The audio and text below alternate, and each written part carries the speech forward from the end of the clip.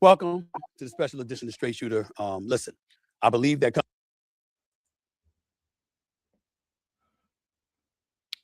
Let's do a quick thumbnail photo.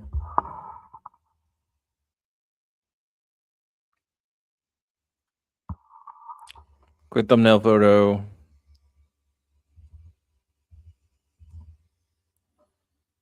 Stephen A. Smith hosted a debate between Isaiah Martin and Royce Keys, and knowing Stephen A. Smith is very bot-coded, I doubt he actually provided anything substance regarding this political debate, and knowing that Royce Keys is a MAGA dumbass, I'm expecting Isaiah Martin to completely destroy him. So, let's react to it.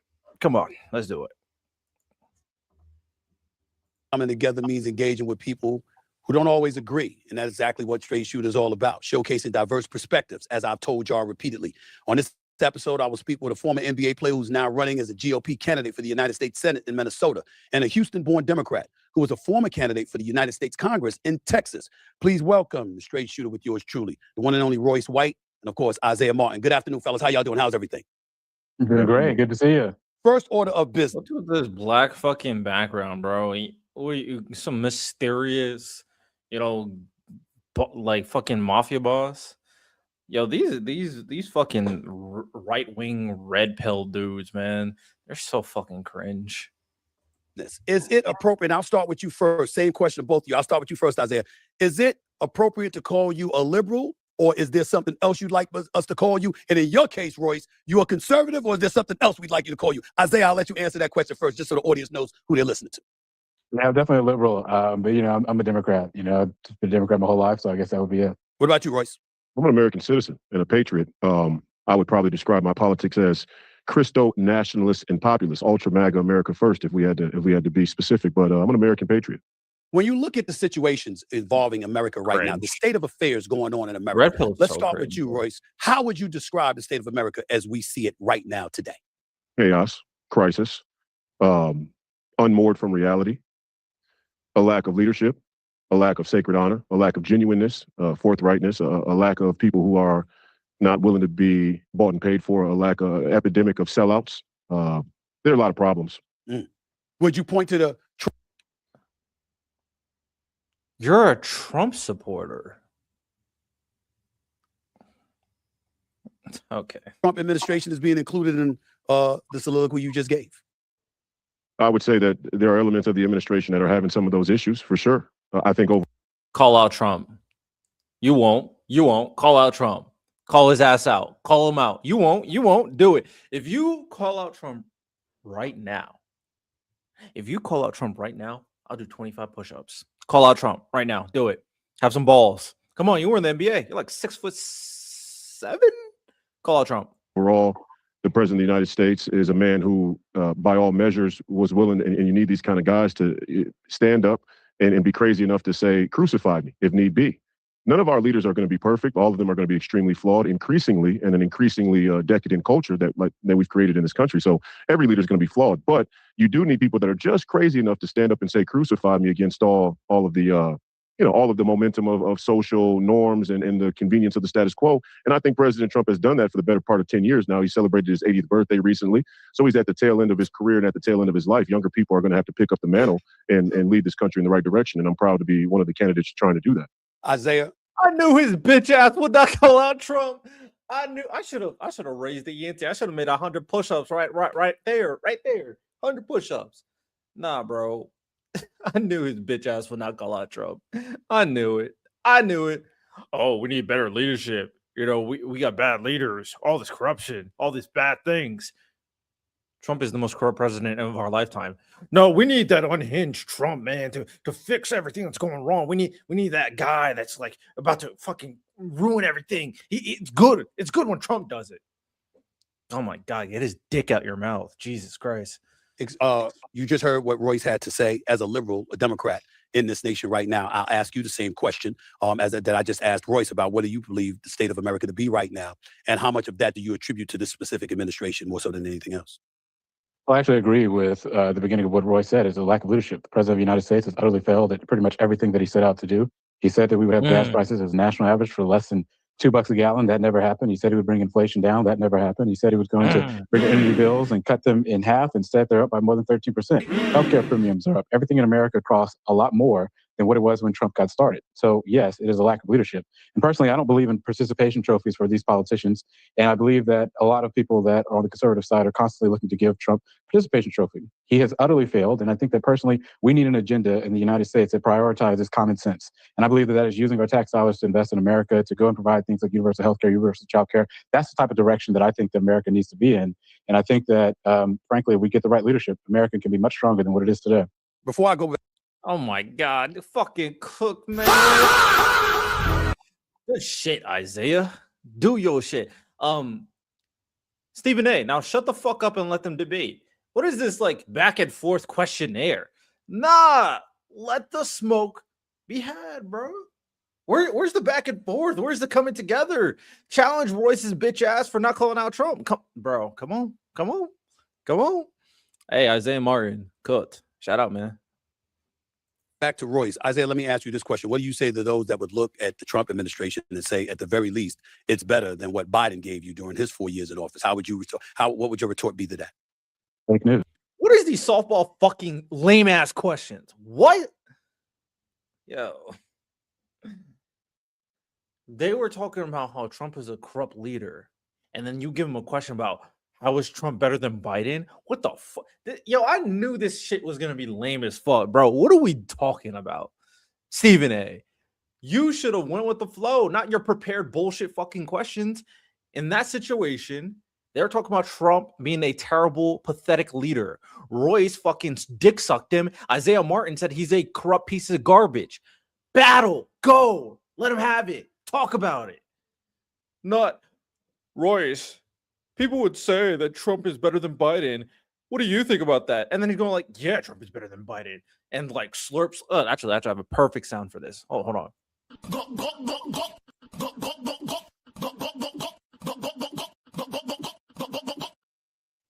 This is why I think Stephen A. is horrible in this political scene. Oh my goodness, bro. What are we talking about? What are we talking about?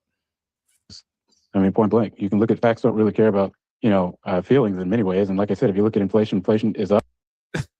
Someone said, as a citizen of the Netherlands, can America do a world a favor, stop recruiting your presidents out of nursing homes? Thanks. I think that's a very reasonable ask. I think this is a very fair thing to say. I do not hate you saying this. And unemployment is up. You can see that in private sector investment to build new manufacturing facilities are up. Everything, is down. And we see that ultimately the things that Donald Trump set out to go and do, he has not delivered on. So when you look at the economic standpoint of this golden age in America that he thought that we were going to receive, none of that stuff has ended up happening. And if we've been following the news over the last 24 hours of the developments of this Iran deal, this is an America last agenda that ultimately is leaving Americans behind. Oh, yes, the question to Isaiah, not Royce. Maybe let me relax. I thought he asked that bullshit ass question of Royce. I'm like, bro, what? Still, what is these questionnaire asks? Like, what's the point of both of them being here if they're not talking to each other and you're just questioning them? What is this? A fucking presidential debate? Like, what are we doing? Royce, how do you respond to that? I think the criticism of President Trump in this particular case is coming from the left. And I regard it to be illegitimate on face value from the outset. Any criticism of President Trump and his administration from the left is political theater. The only legitimate criticism of President Trump's administration is from the right and saying that he hasn't gone far enough in the things that he wanted to do or said he wanted to do to help save this republic, in great part because the public scrutiny and criticism from the middle and from the left would be incredible. Like, for example, securing our elections, which our elections aren't secure. And if you need a reference, you can go back and listen to Amy Klobuchar and Kamala Harris in the 2018 documentary Kill Chain say that the machines can be hacked. They actually held a senatorial committee demonstration where they demonstrated that the machines can be hacked. So that's one thing. But you say another, like, restoring the border or closing the border. We sealed the border up. Royce White, man, he wants that Trump dick bad, man. Don't forget that Trump defunded the agency that is specifically designed to make our voting and our voting machines more secure against international interference. Trump disbanded that organization and defunded them. Remember this. Remember that. Remember that Donald Trump and his administration gave voter roll data, your data, to Doge, and Doge gave it to random people, random organizations that have no affiliation with the government. Your information, random people. But voter is more secure, even though the vast majority of voting that happens, 99.99999% is secure. It is legal. There's nothing wrong with it. But hey, man, the guy that's worsening voting, trying to make it harder, giving out your private voter information, yeah, he's making it more secure. Yeah, the guy that is sending the FBI to take voter roll information, he's making it more secure. Royce White is a fucking fill in the gaps. Do it. In the comment section. Go ahead. The most part, but the border's not restored until we deport the 15 million conservatively foreign invaders that Joe Biden and his administration led into this country intentionally. And we can go further on down the line, but the only real criticism that I count as legitimate is from the right that President Trump hasn't gone far enough. And the reason he hasn't gone far enough is because the center-right Republican establishment is favorable to liberal and Democrat policies, and they always have been, which is why they protect that status quo. And Amy Klobuchar, actually, wait a second. Amy Klobuchar is the perfect example. You have all these leftists who say free Palestine, but then they're willing to vote for a person like Amy Klobuchar in Minnesota, who's one of the most well-funded AIPAC candidates in the entire country. The contradiction is intergalactic. What do you say, though, when Isaiah brings up the fact that inflation, the cost of living, affordability issues, those are incredibly pertinent issues that President Trump campaigned on, but he hasn't addressed because you even have MAGA Republicans, maybe not you specifically. I don't know. I'm going to let you answer that question, but MAGA Republicans that haven't been on this show yet anyway, they've bloviated and they've lamented the fact that he hasn't put America first, that he's been dealing with stuff overseas entirely too much, that he hasn't prioritized what's in the best interest of America, and he's left the Americans. Yo, can you allow Isaiah to debunk all the misinformation that Royce White said? This is like, what's the point of these shows? Royce White can come here and just lie. The majority of what he said there was a lie. The people, the amount of immigrants that Joe Biden, that was a lie. The voting becoming more secure, that was a lie. Like everything he basically said there was a lie. No retort, no rebuttal. We're just moving on, and then people are gonna hear like, "Oh shit, I didn't know he did this." I hate shows like this, bro. We can't make factual claims and not get challenged. We can't live in a world like that. That is a deroding political society where you can say whatever the fuck you want and not get challenged. Citizens behind, he's going against what he campaigned on, which sort of touches, at least to some degree, on what Isaiah alluded to. What do you say to that? Well, I would say there's perfect utility to a lot of those criticisms, especially the America Last agenda in our foreign policy. Our formation of foreign policy is not rightly ordered. St. Augustine said it best. The definition, a perfect definition of virtue is rightly ordered love, rightly ordered charity. Our foreign policy is not an example of rightly ordered love or charity. And I would agree with those things. A lot of the America First wing is not happy with the war. I hope that it ends as soon as possible. But again, the spectrum of the criticism is important because even if we said we're going to reallocate some of these resources and focus to our own home, what is the plan at home? See, because if the plan is anything like we're going to let in another 15 million foreign invaders, that's not in America's interest either. And I am almost certain, because I hear them, I'm in Minneapolis where they had the anti-ICE protest. They said there's no such thing as illegal on stolen land. This is a fundamental pillar of the Democrat platform. So it's not like if we weren't in it. Bro, can we allow Isaiah? He's just fucking rambling about nonsense. Can we allow Isaiah to respond? What is this fucking filibuster of just bullshit? What is this platform? This shit's pissing me off. Israel or in the Middle East dealing with this war, then our priorities would be rightly ordered under Democrat rule either. We saw that under Biden. So I'm not buying it's a scam for them to don't even bring up the war. They were all okay with dumping trillions of dollars into Ukraine. None of them had a problem with dumping as much money as they possibly could find in their black bag slush funds into Ukraine. You got biolabs popping up there in Ukraine. They didn't mind funding them. They didn't mind funding Fauci's projects with the biolabs and whatever gain of function research. Bro, how much he's just filibustering, saying nonsense. Royce is totally correct. Bro, these mega bots, man. These mega bots. I swear to God, these mega bots. Immigrants do bring wealth to America. That's just objectively true for sure. So these people who criticize President Trump, they're only doing it opportunistically because there's a fracture on the conservative side about what our priorities should be. Isaiah, I saw your facial expression, wanting to respond to some of the things that he said, particularly when he brought up Jesus immigration and obviously Christ, when he what brought a up the war. filibuster. Your response. Stephen A., I'm really, to be honest with you, fascinated that I just heard a United States Senate candidate say that it was a scam, that people in this country are rightly concerned with inflation.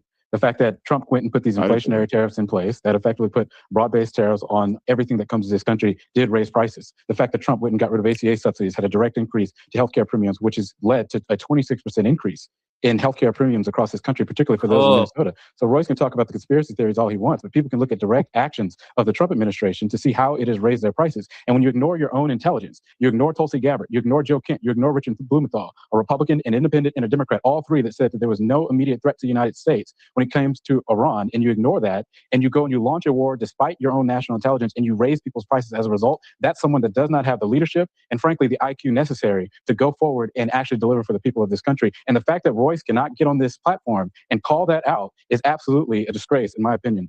Royce? Good shit, Isaiah. Nice and concrete. I get it. It's tough. He can go and filibuster. You can't debunk every lie he says. I understand it. So that was a good response, all things considered, because all Royce is doing is lying, and I don't know what happened there. What the fuck? He was gulping. My thing just fucked up. Your response. Well, I mean, there's so much wrong with that. Where do I start? But to answer the first last and work my way back, I did call it out. I just said that I'm not in favor of the war, and I think the America First move. Someone said patriarchy, brainwash everyone that 80-year-old men are supposedly candidates of leadership. Honestly, we have been brainwashed that old men are good candidates of leadership. Down with the old, man. Down with the old. And has the right perspective on our foreign policy. Again, the contradiction is that the Democrats have any difference of opinion fundamentally on foreign policy. And I gave you the Ukraine war as an example, a very recent example, mind you, of the exact same interpretation of foreign policy. So your criticism of President Trump as it pertains to foreign policy is without merit by your own conventional and traditional Democrat platform politicians. Furthermore, I never said that inflation shouldn't be a concern for the American people. What is it? What is it? What I'm pointing out is, what is that? and I gave you the Ukraine war as an example, a very recent example, mind you, fundamentally on foreign policy. And I gave you the Ukraine war as an example, a very. To be very clear, the Ukraine war is not similar to the Iran war. I'm going to try to be concrete. I'm going to try to make it simple for people to understand. It's easy. The United States and Israel engaged in a war against Iran. So they were actively in a war with Iran that they started. Russia started a war with Ukraine. They're actively in a war. The United States is not in that war. What we do is we help Ukraine because Russia's an enemy. And all we don't send soldiers. We just send, weapons and stuff, send aid to battle against the regime that is trying to take over another nation. But we're not in their war. Not at all. And we didn't start that war. Not at all. So you can understand the very easy to understand difference between Iran and us starting that war and being involved in the war actively. That's fucking over the entire economy. And Russia starting a war, and we're helping the country not allow Russia to completely take over this country. In addition to all the other countries in the EU that also don't want Russia to just completely take over Ukraine. Not the same. Recent example, mind you, of the exact same interpretation of foreign policy. So your criticism of President Trump as it pertains to foreign policy is without merit by your own conventional and traditional Democrat platform politicians. Furthermore, I never said that inflation shouldn't be a concern for the American people. What I'm pointing out is the contradiction. Russia is amazing based. Also, weapons sent to Ukraine are manufactured here, made by American workers. Yeah, we do get value from the Ukraine, of course, in terms of like what is going on. Sometimes it's loaned, sometimes they buy it from us. I know that's a big thing that Trump did in terms of like selling it to the NATO, of course, but a lot of these are loans as well. for Americans who favor themselves Democrat or critical of the president, who say that they're worried about cost and what our government spends money on or allocates resources to, but they're perfectly okay with giving credit cards and free healthcare or education to illegal immigrants, which is a pillar of the political ideology. It's not, it's not third or fifth rail. It's like the primary, it's like the driving sentiment of the Democrat Party platform is we will allow unfettered, unlimited illegal immigrants to come into this country, and we will fund it with your tax money. So how can you talk about the use of tax money when you're given, Royce is just freestyling. He's making all this shit up. There are so much things to debunk. It's honestly not worth my time. He is just making shit up. This is like prime MAGA talking point. And you know what the embarrassing thing is? As he lies, obviously his failed NBA career turns him to himself to be a, Trump dick sucker. This guy is running for an office and he's just fucking stupid. That is the most concerning part. Now, we live in a political era where dumbasses like Royce White can run and have a chance at winning. Jeez. Oh, my God. Limited money to illegal foreign invaders. Isaiah, I'll let you chime in and answer that question, but I'll do so by asking this and then let you go wherever you want to go with it, all right? Which political party, in your estimation, is somewhat rhetorical? I know this from both of you, but I'm going to ask it anyway. Which political party do you believe has done more damage to working class Americans over the last 20 years? And more importantly, what the fuck is this question? Oh my God, I hate you. What is this question? Oh my God, why are you pivoting it off, bro? Royce just got to lie. He got to lie so much. And Stephen A is trying to change the fucking topic, bro. Oh my God. I'm hurting. My soul is deteriorating in real time. Oh my God, I hate Steve. Oh my God, what are we talking about?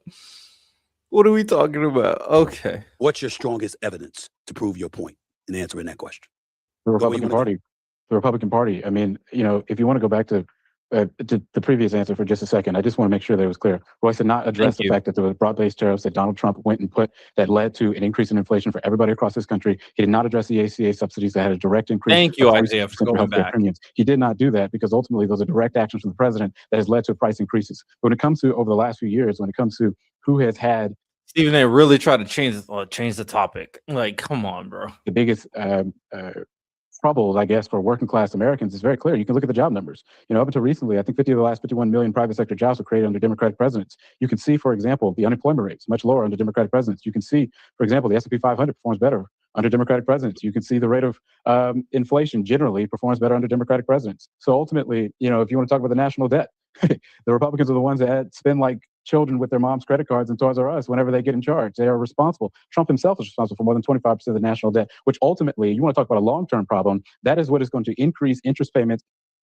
Also, bring up how every single time that the oh my goodness, you can bring up so much stuff, Isaiah. You can bring up how every policy that is there to help the workers, such as healthcare, such as minimum wage, such as like work benefits, like parental leave, all of that, these are Democratic platforms. These are Democratic propositions. The ones that don't want it is Republican. You can bring up how Trump wants to do tax policies that benefit the rich, so they're getting taxed less. And I agree with you, John. They believe in this bullshit trickle-down economic, like fucking ridiculous notion where the rich people can just save their money, keep their money to themselves. Oh my goodness, they can keep their money to themselves. And obviously that just doesn't work. It never has and never will. You could talk about how they are allowing more monopolies and allowing these corporations to become more big and powerful. There's so many things you can bring up. How Republicans are just fucking coated with the elites that Donald Trump claimed that the Democrats were aligned with. It's just nonsense. There's a reason why all the billionaires and all these fucking rich motherfuckers are constantly funding Republican campaigns, because they know that they're the ones that helps them and their pockets, not the workers. You could talk about how they want to get rid of worker unions. They don't give a fuck about worker unions. Like, there's so much stuff you could talk about. It's not even a joke. You won't have a middle-class left pretty soon. Honestly, I mean, you're not wrong. Look back for the last president, if you go under Biden versus the first term of Trump, that's not true. I don't know what you're talking about, Maine. In the federal budget for years to come. And ultimately, it's going to be less money that we can use to invest in things like universal health care, universal child care, those things. It's the Republican Party that consistently votes against working conditions that have consistently voted against raising the minimum wage. I happen to believe that the minimum wage should be indexed with inflation and should go up with the cost of living. The Republicans do not support that idea. The Republicans were against the tax incentives that were used to create millions of jobs over the previous 4 years when Biden was in office. It led to record lows when it comes to unemployment. It's the Republican Party that consistently uses our tax dollars to give tax cuts to the richest people on earth, while we Let me guess. Royce White is going to talk about immigrants. see that when they get those things, they invest less to create jobs in America, they invest less to create new manufacturing facilities in America, and they invest less in the American worker, and that's a problem for the people of this country. Well, wouldn't people have an argument when they say that Biden spent more money than Trump? Wouldn't people have an argument when they point to, letting it leave? That's just not true. And Stephen A., you're a dumbass if you are saying that. Why are you saying something that's just not true? Biden did not spend more money than Trump. Why are you saying things that's not true? Stephen A., come on, bro. Yo. Oh man, I don't live in real life, bro. I swear to God. Immigrants into the country and being willing to spend money on them, particularly at the expense of some American citizens, there would be no argument in their favor in regards to that, Isaiah? Absolutely not whatsoever. Because if you look at, for example, the Trump administration in 2025 and in 2026 is spending more money than what the Biden administration spent prior to that. If you look at for the Committee for Responsible Budgets report, it literally shows $8.4 trillion was added to the national debt was approved by Trump to the national debt the first time he was in office. You compare that to Biden, it was about $4.8 trillion. And if you want to be even more fair to Trump, you can then take out COVID-related spending because that was something that affected both Biden and Trump. That number is about $4.3 trillion under Donald Trump compared to about $2.2 trillion under Joe Biden. The math does not add up. The Republicans are the ones that are the responsible. Just for clarity purposes.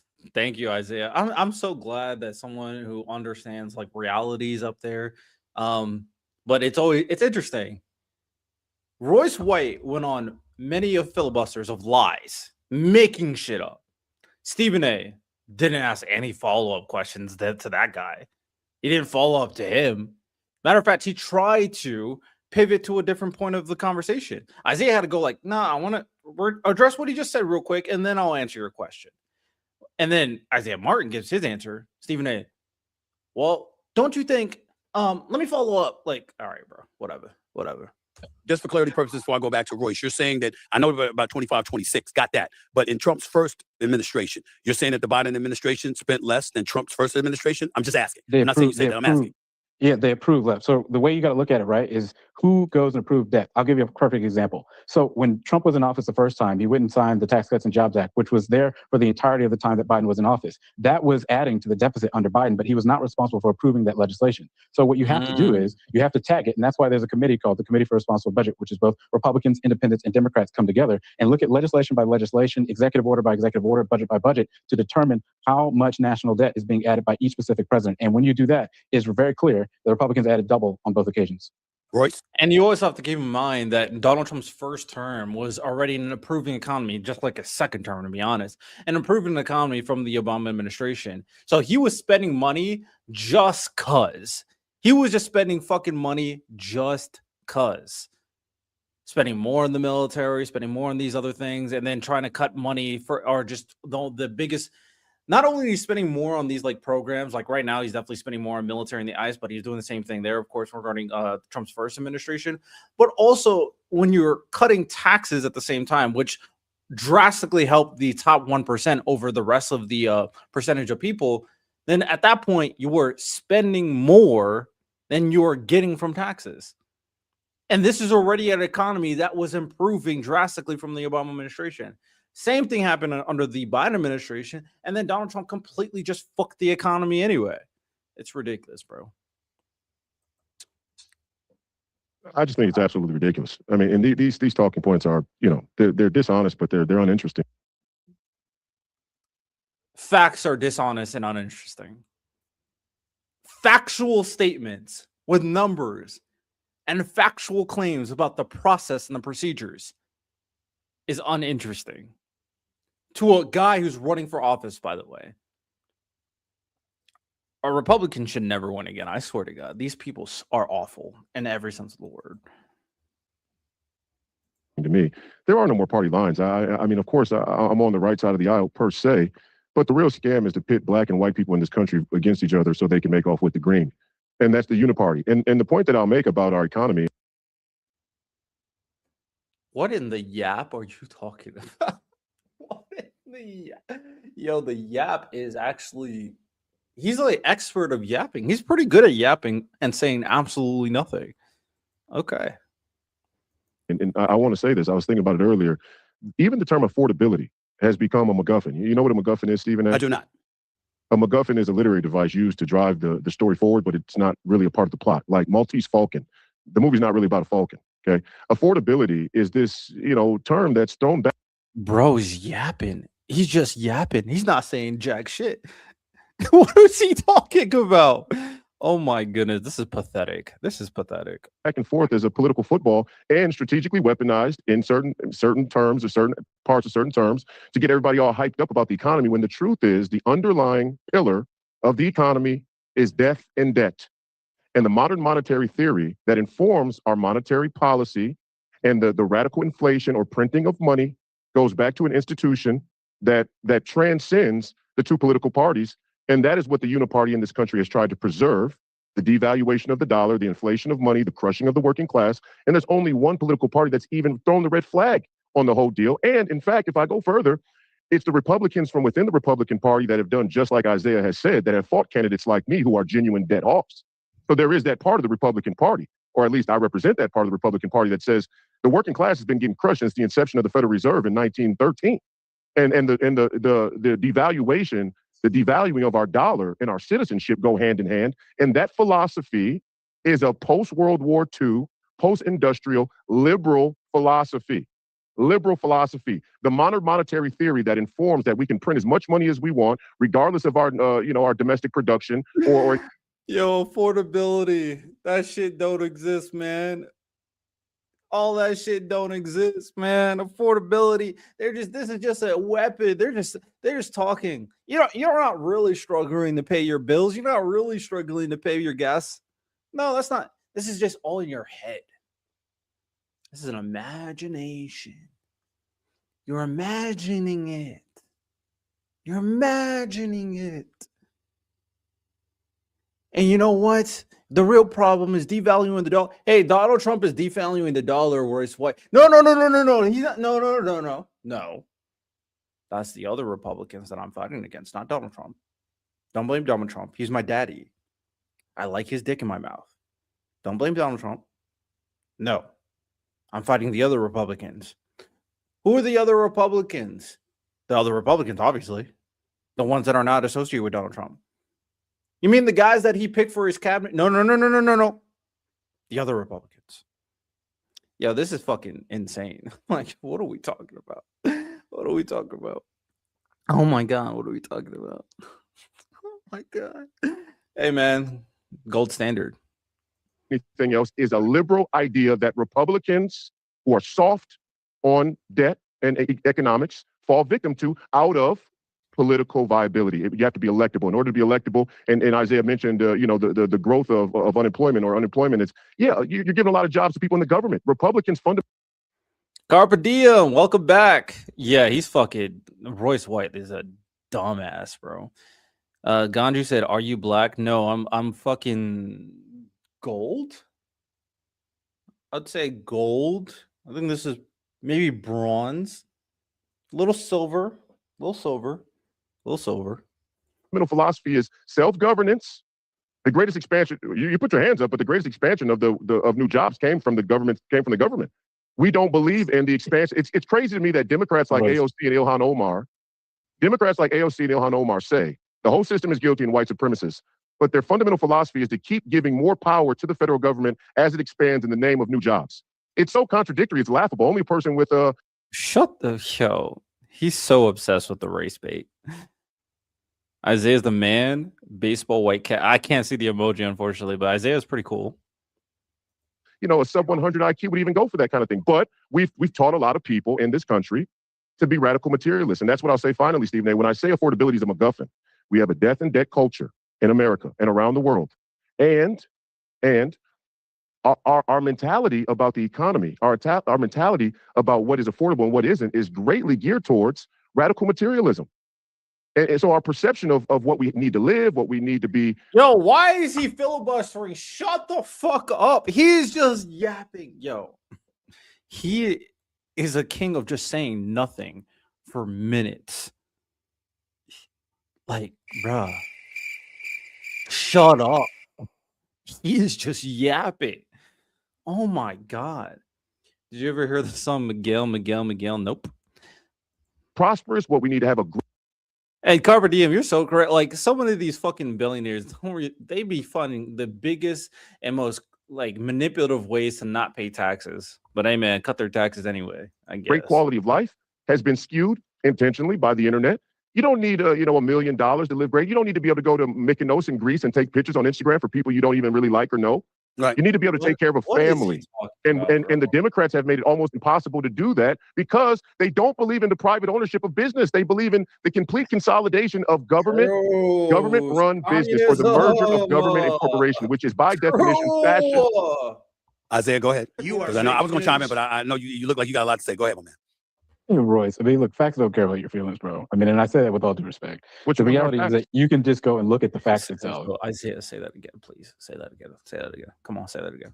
Because I know I was going to chime in, but I know you look like you got a lot to say. You weren't going to chime in. You fucking Hey, Royce, I mean, look, facts don't care about your feelings, bro. I mean, and I say that with the reality is that you can just go and look at the facts itself. Inflation. Which ones are facts? Under Donald Trump. You know what? I should get a Ben Shapiro audio clip. Let me write this down. Get a Ben Shapiro facts don't care about your feelings audio. Okay. Get a Ben Shapiro facts don't care about your feelings. That's what I need. I need that. You can look at unemployment is up under Donald Trump. And that's exactly why I talked about private sector spending to build new manufacturing facilities, which is a number to go and look to see who is building to hire more American workers. And that number has decreased under Donald Trump. So it's like, if you like, let's look at, for example, if you look at when Trump was president the first time, right? This man literally had a reduction in the amount of spending to build these new manufacturing facilities in America, despite the fact that he said that was the whole purpose of his Tax Cuts and Jobs Act. You put Joe Biden in there, then he goes forward and passes the infrastructure bill, the CHIPS Act. He did so many other things that created these target incentives for private investment, which led to a 3 times increase in those new manufacturing facilities that people have bought. I mean, so you don't really know what you're talking about here, Royce, respectfully. And I just think that, when you talk in these, talking points that are not rooted in facts, it leads to really dangerous outcomes. Well, see, here's my problem. Stephen A., please don't side with Royce's bullshit. Isaiah cooked his ass with Royce talking about, affordability. That's not real. That's not real. No.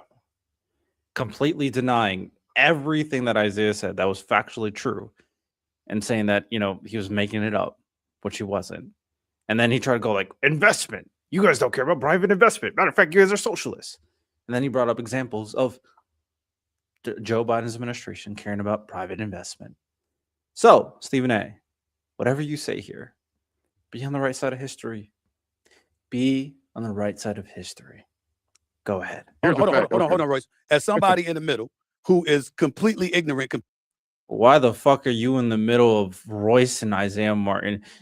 This is Isaiah. This is called reality. This is Royce. This is called delusion conspiracy. Why the fuck are you in the middle of delusion and conspiracy and reality? How about you come and join reality real quick? How about that?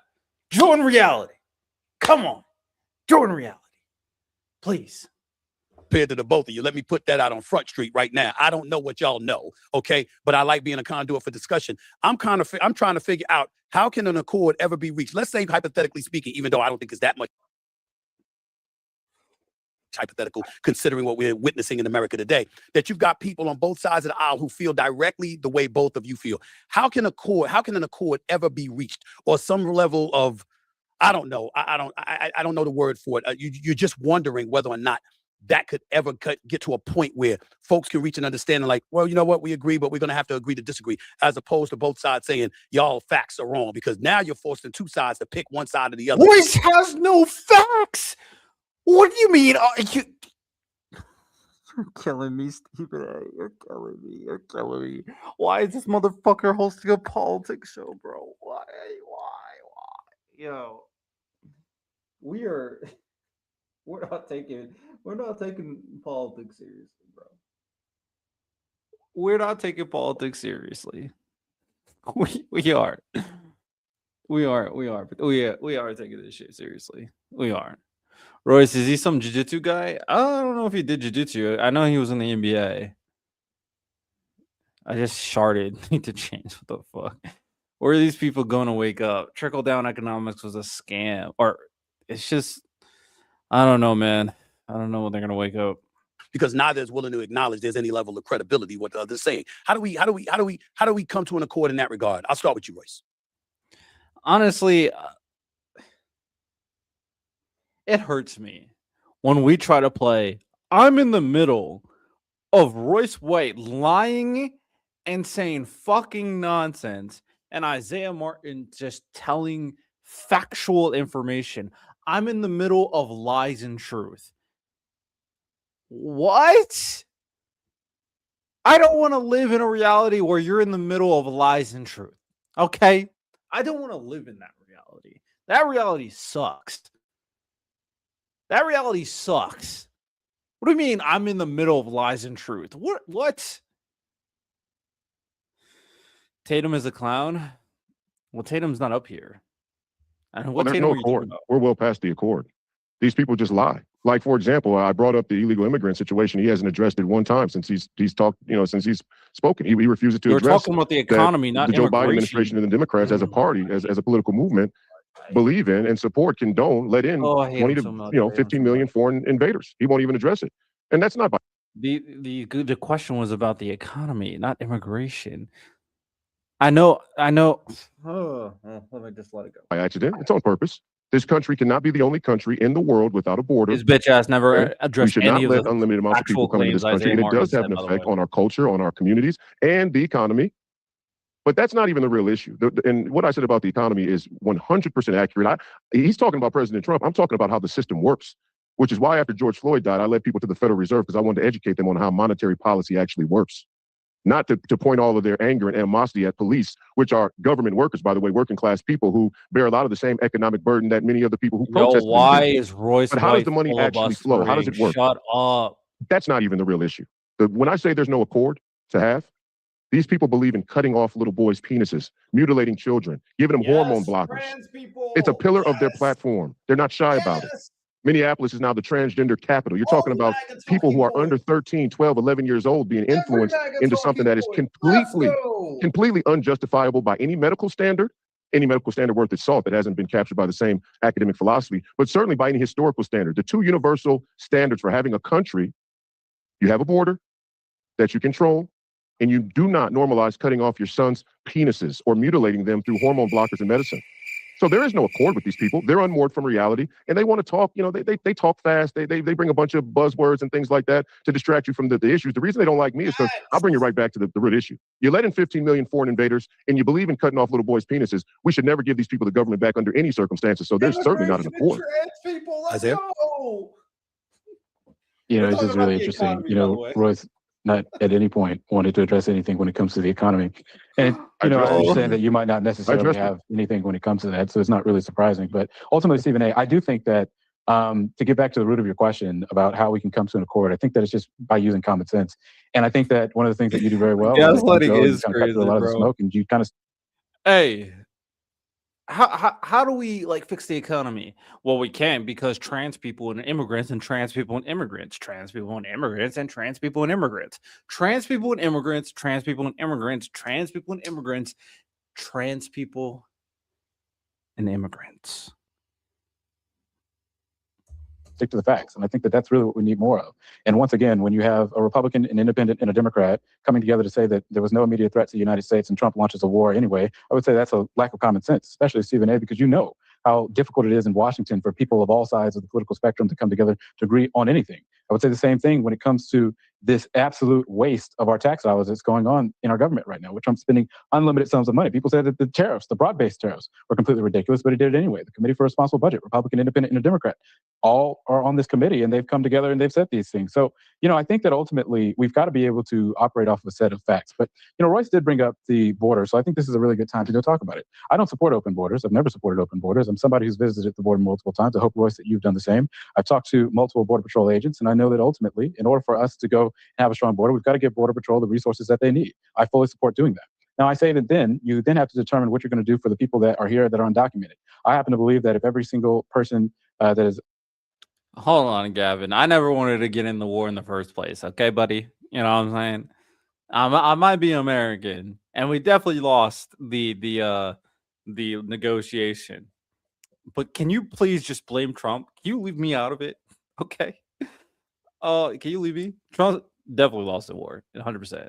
And then the Strait of Hormuz got closed again. It's like, okay. I'm so over these cultists. Stupid people are far more dangerous than evil people because the stupid one actually believes their own bullshit lies. It's really like stupid people are not necessarily more dangerous because stupid people get taken advantage of by the evil people. The evil people use the stupid people. Stupid people are more frustrating because, oh my god, bro, like evil people have no morals. Like at least you understand where they lie. They lie in their own self-interest and destruction. You can honestly maybe even kind of work with evil people as long as it like benefits them. Stupid people, like they live in la la land. It's actually very, very, very annoying. Illegal and they haven't committed a crime here or elsewhere, and they agree to pay every single tax, state, federal, and local, and they agree to pay an additional tax of 7% for 7 years, and they do that, that's something that we'll be able to give American citizenship to. It'll create billions of dollars for us right here for the taxpayer that we can use to cut taxes for Americans and ensure that we can actually go and put trades back in schools for our young people. That is something that is an America First policy that is vastly better than the hundreds of billions of dollars that Trump is in line to spend to go and do this mass deportation program, which ultimately hasn't yielded anything for us anyway. Royce, I couldn't hear what you were saying while he was talking. Go ahead. Of course he believes that. He believes what? Of course he believes what? Of course he believes we should tax these people and find these people and let them stay in our country. It's a passive agreement. They're already being taxed. They've already put millions of dollars in taxes into the American economy. Because dumbasses like Royce White have no idea that they do that. So, oh, okay. You know, I can't like it. I'm just so like flabbergasted at how stupid Royce White is. It's actually hurting my soul. I think I'm getting dumber actively listening to him. I'm gonna be honest. See, people are infuriating. It's hard. It's like you can fix stupid people while just like educating them better. At the very least, you could fix like their kids, right? Education, you know. Oh my goodness, bro. It's bad. That's so bad. And I agree, Polka Dot. Like it. I think a lot of us who were analyzing the Iran war knew that the Iran war was going to be a losing war. In every sense of the word, it's going to be a losing war. The America was not going to come out the better from it. And they aren't, obviously.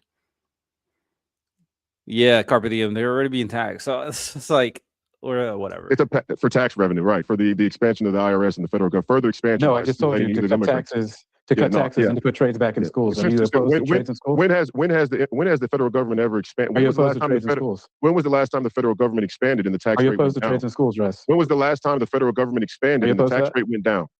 When was the last time the federal government expanded and the tax rate went down? You're doing a lot of dream shaking like Elijah on the summit right now. I'm just asking. When was the last time the federal government expanded and the tax rate went down? Royce, we're talking about when was the last time the federal government expanded? See, this is what I'm talking about, Steve. Royce, let him answer. Go ahead, Isaiah. No, wait. I didn't answer my question. Okay, well, go ahead. I'm just saying, but you asked the same question in 5 times. That's all I'm saying. He's asking myself, but go ahead. So let's go back to the original point. The original point. He doesn't want to address it.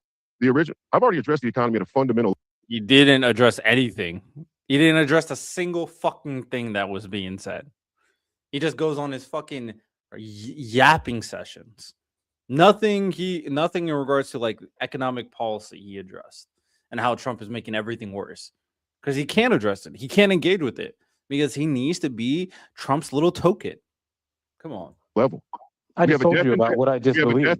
One at a time, fellas. One at a time. We have a death and debt culture that we've accepted because there are benefits for everybody across the aisle. Modern monetary theory, which is a progressive political and economic philosophy, is a debt trap for all working class citizens across a big time horizon. I'm going to talk about the border right now. Of course, you would say that we should tax and fine these people because it's a passive aggressive way for the Democrats to get the goal that they had, which was to import unlimited, unfettered illegal immigrants. And now I don't support illegal immigration. No, you do because you want to let them stay. I don't support illegal immigration. No, he said, Isaiah's question wasn't about the economy; it was about putting trade in schools. Yeah, I actually missed his question, to be honest. So that was on me.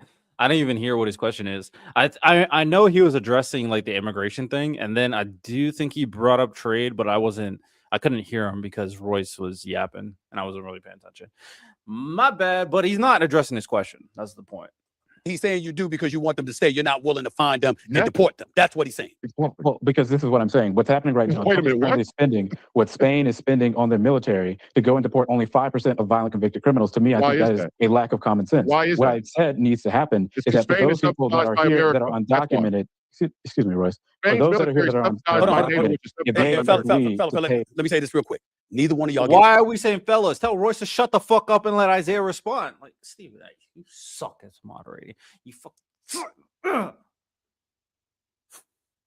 gonna turn my fan, bro. Cut off. So just one at a time, because I ain't editing any of this. You trust me. Y'all, Yeah. this tell ain't Royce television. You shut get cut off in the 8 minutes. hell up. So you ain't got to Tell him interrupt to one shut another. It's airing, all of Yeah. it. Go ahead, Isaiah, and come Yeah. back to you, Royce. What I'm saying is that we have to determine as a country, what do we want to do with our tax dollars? Royce might believe in spending hundreds of billions of dollars, potentially trillions of dollars on this wasteful mass deportation program. I say that for those people that are here. Oh, I'm sorry. Well, like, if you plan to be a host or a moderator, I don't even need you to be like as politically knowledgeable as someone like an Isaiah Martin or myself. I don't need that.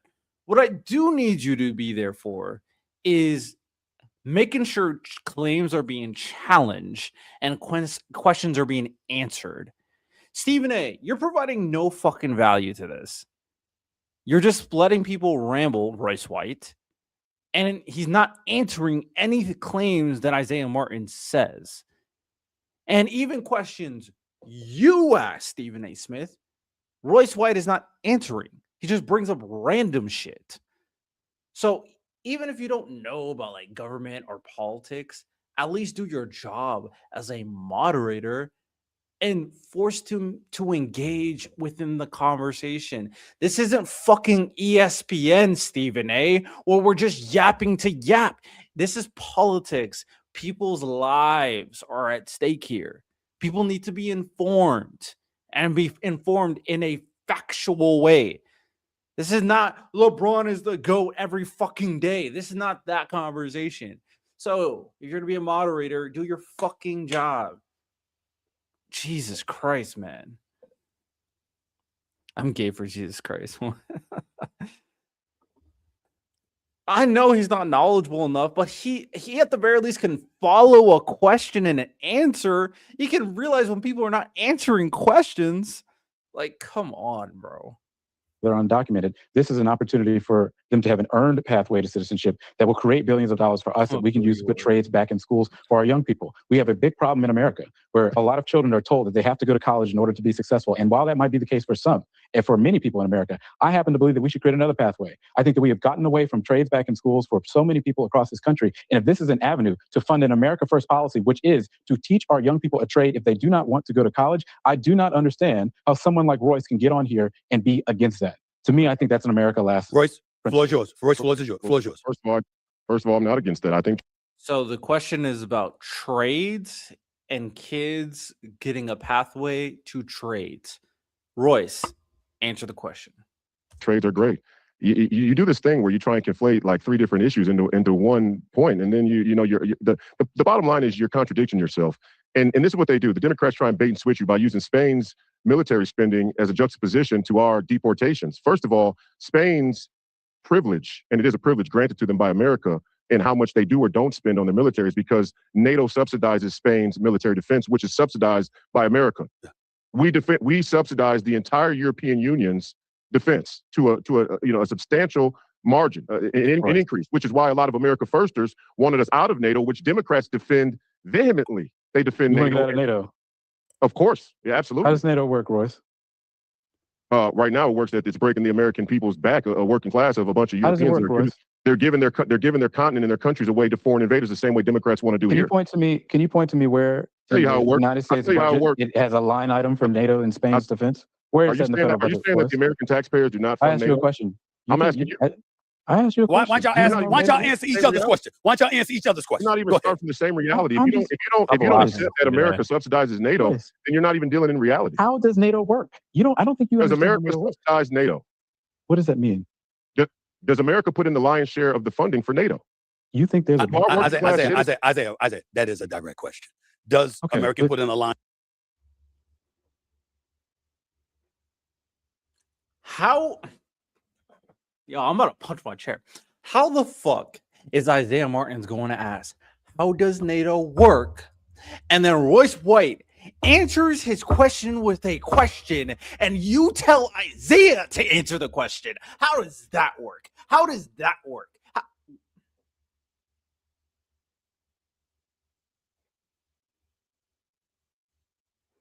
The reason why Isaiah asked him how NATO works is because Royce White is a pathological liar, and everything he said today has been bullshit. He's making the claim that the United States is subsidizing NATO, which is subsidizing Spain's military. So Isaiah Martin was like, what the fuck are you talking about? Do you know how NATO works? And Royce doesn't respond. He just asks a question. He asks a question. It's like, oh, I'm not going to answer that question because I have no idea. So let me ask a question to challenge you. And share money to NATO. That is a direct question. No, because I don't think that Royce understands how NATO works. All right, well, tell us. NATO. Well, tell us. Look, NATO. He asked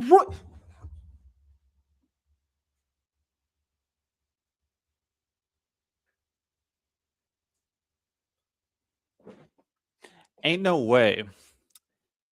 Isaiah Martin asked Royce White how NATO works. Royce doesn't answer. He asks the question instead. Then Stephen A makes Isaiah answer his question and then makes Isaiah answer his own question. You can't make this shit up. You can't make this shit up. I live in a simulation. I live in a simulation. What? I did not just see what I just saw. Oh my God. Yo, okay. NATO from trade school is wild.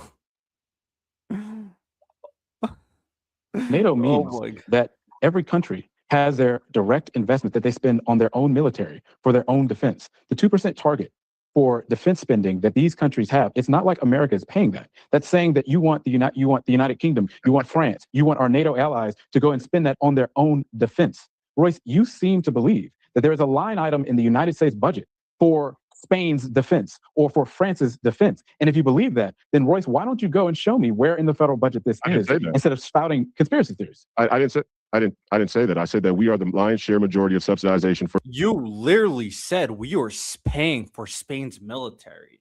You were gaslighting us in real time. Stephen A., do your fucking job and follow up on the lie that was just sent. That was just said in front of you. Stephen A., do your job. What are you there for?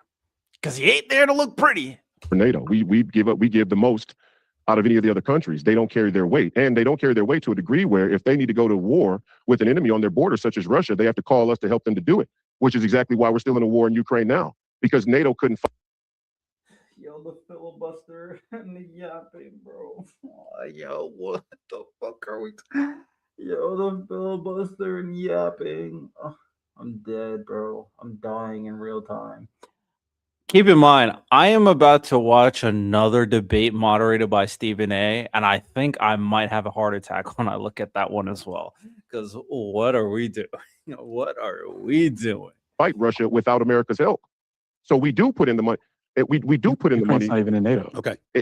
Exactly right, sir. That is exactly right. So what is your point? So why is the entire European? Royce gets his NATO facts from Trump, and Trump gets his NATO facts from like, I don't fucking know. I think he just makes it up like in his head.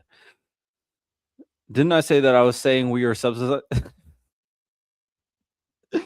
Bro, Joe, you can't make this shit up, bro. You can't make this shit up. Union in America by NATO decree going to the aid of Ukraine to the detriment and debt of our own country. Do you know what the Budapest Memorandum was? Yes, I do. What is it, Royce? The point is, see, this is what the, Tell me what it is. My question. Wait, you didn't answer No, my tell me question. what it is, Royce. Wait a second. Stephen A, I think that this is very important. If we're going to talk about Ukraine, You didn't answer my Royce, question. Can you just Why? tell me Why? what is the Budapest Memorandum? You're a Why? United States Senate candidate, Royce. Why can't you just give me this answer? This is what they. Because most MAGA candidates don't know jack shit. Royce said he knows. He doesn't know what the fuck this is, bro. Let's be very clear. How much you want to bet? People who are watching my live, people who are rewatching this clip on TikTok or wherever.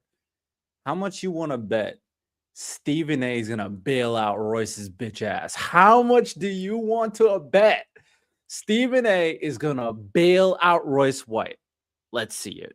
Do when I debunk one of their answers, then he goes to this random question about. And well, if you don't answer this one, talking about Ukraine. This is how you. No, wait a second. What? I've answered a lot of questions, Stephen A. It seems like he doesn't want to answer this. But the reason why you don't like me is because I don't let people do that. That's corny. What you're doing is corny. Every time I debunk one answer, you jump to another lily pad. That's what you do. The bottom line is. Let's finish and then I'll come back to you, Isaiah. Go ahead, Royce. Finish your point. No. Even furthermore, we got way off on the Spain and NATO. The bottom line is this: Spain's military. Finish your point. Answer the fucking question. What is the Budapest Memorandum? No idea. He has no idea. Spending should not even be brought up in conjunction with our effort to deport illegal foreign invaders. Even the idea is an internationalist sort of globalist philosophy. I don't give a shit what Spain spends on their military. We're going to deport every single foreign invader that Joe Biden let into. But is that rational? Is that rational though, Royce? Absolutely. Can you really deport? Can you really locate 15 million? Why are you not forcing him to answer the question? Stephen A. I told you guys. I told you he was going to let him off. I told you. Stephen A. What is he here for? What is he here for? He didn't want to let Royce White look stupid. That's what he didn't want. He didn't want him to look stupid, bro. He didn't want him to look stupid, bro. Immigrants and deport 15 million immigrants in this country. You really think that could happen? We better.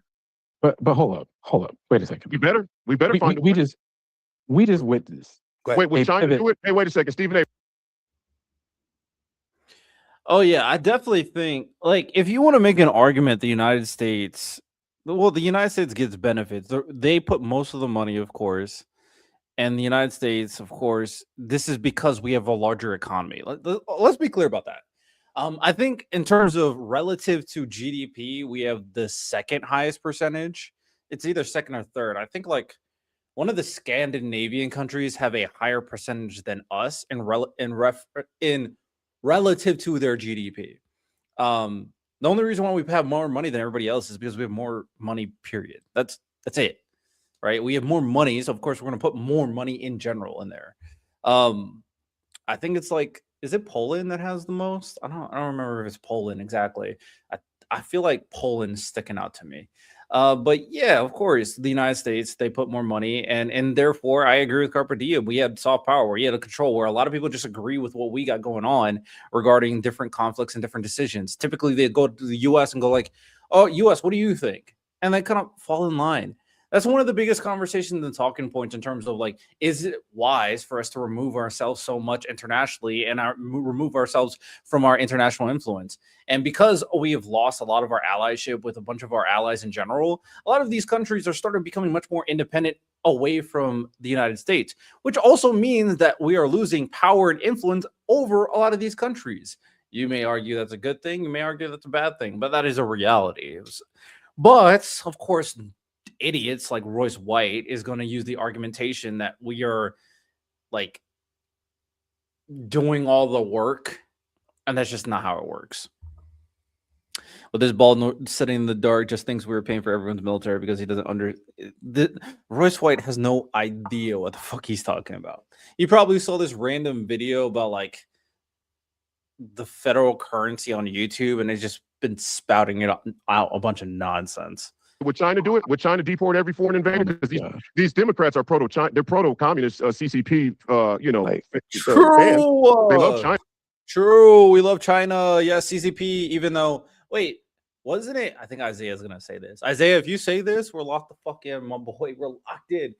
But didn't Donald Trump go to China to have a meeting with the Chinese president? Didn't Donald Trump have like secret dealings with China? Didn't Donald Trump remove some power or some aid away from Taiwan because of China? I don't know. It seems like someone is pro-China. I don't know, to be honest. They love how many roads they can build. They love how affordable it is to live in China. China and Russia would do a lot of things the United States wouldn't do. But go ahead. Wait a second. Wait. Would China deport every foreigner? What happens when you cross the border illegally in China, Stephen A? I mean, come on, Stephen. Yo, I'm with Isaiah. What the fuck are we talking about? Why are we talking about China? What are we talking about? What is this political debate? This shit sucks. What are we talking about? Oh my God, Royce White is an idiot. We're going off subject. I got you. Go ahead, Isaiah. That's not off subject. No. It is. It is because I'm only talking about our national moral enemy, and it's not relevant. What the standard is, what the universal standard is of how you deal with illegal foreign invaders from one country to another. I'm saying your point is made without me having to get into China and Russia. That's all I'm trying to say. But go ahead. What I'm saying specifically is, if you cross the border illegally, what do you mean? Go ahead. He's been yapping. I'm about to turn this shit off. Yeah. One more strike. I'm about to turn this shit off. Stephen A is not good at this. He does not know. I agree, Carpety. Stephen A is awful. He's awful. They don't take the time to pleasantly deport you back to your origin. But this is not them. We're not them. Wait a second. We are in the. We're like way off. Wait, no, we're not way off. He's like in Siberia right now. I had a couple of other issues. I had a couple of other issues I wanted to get to before I let y'all out of here. But go ahead. Stephen A, there is a. Wait a second. Yo, I'm done, bro. What do you mean? Go ahead, Royce White. I'm done. Yo, Stephen A, get Royce's dick out of your mouth. How about that? Like, what the fuck are we doing?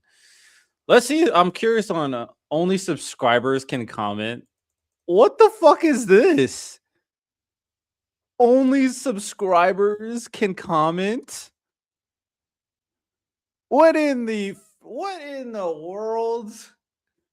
Stephen A is preventing other people from Yo. Yo, Stephen A is so MAGA coded. It's hilarious. Oh man, there needs to be some fact checking. People can say any damn thing without evidence. Stephen A and facts. The guy has no idea what the Budapest Memorandum is. Facts. Someone said, Stephen, please keep going with these. This conversation was ass. This shit sucked. This shit was dog water. This fucking treated this shit like ESPN. Royce, turn on the light. This ain't Bohemian Rhapsody facts. Why Royce coming on here looking like he about to demand $1 billion or else? Royce doing his dream shit. Yo, that was a bar by Isaiah. Royce doing why you doing the dream shit like a kid? Yo, shout out. Fuck your boy. I don't know. One side can produce or recite the numbers, and the other can dodge answering the question with facts. Talk points are really bad when your opponent can calmly pick apart each question with a knowledgeable answer. It gets bad, man. It seems people don't even understand how Royce sounds smart. Royce, I guess you could say like optically. If you maybe you could say, oh my goodness, Royce. My brain won't allow me like the words Royce White and smart. I'm like incapable of putting that in the one sentence. Like all right, if I have to dumb it down like a lot. Dumb it down. If you don't know anything about anything, if you can't follow the structure of a conversation, then maybe you think Royce sounds smart. But yeah, Royce was fucking barbecue chicken. This was ass in every sense of the word. Now, do I torture myself and watch another debate? Oh my god, do I torture myself and watch another one? I feel like I should. I should torture myself a little bit. Royce is one of them dick in the booty butt lickers. Yo, Royce is one of them, bro. That was so unproductive. There is no value. Shout out Isaiah for looking like a G in that though. Because Stephen A, pathetic. Royce White's a fucking dumbass. It was bad. Oh, all right. Let's torture ourselves and watch another one. Just one was sues to the darkies. As everybody knows, I believe in offering diverse perspectives on this show. Offering diverse perspectives. That's why you prevented everybody else to comment. Only your subscribers can comment. Okay, Stephen A. Okay.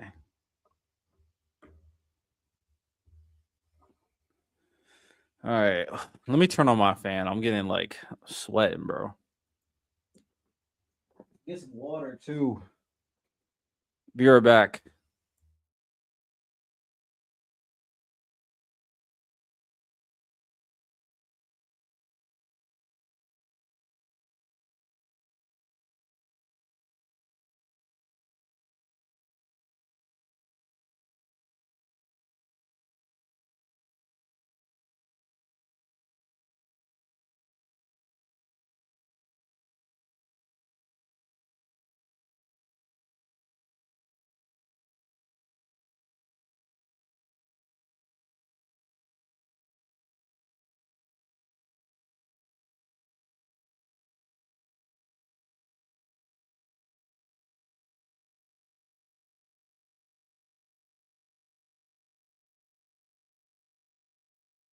As everybody knows, I believe in offering diverse perspectives on this show. So my next guests represent just that.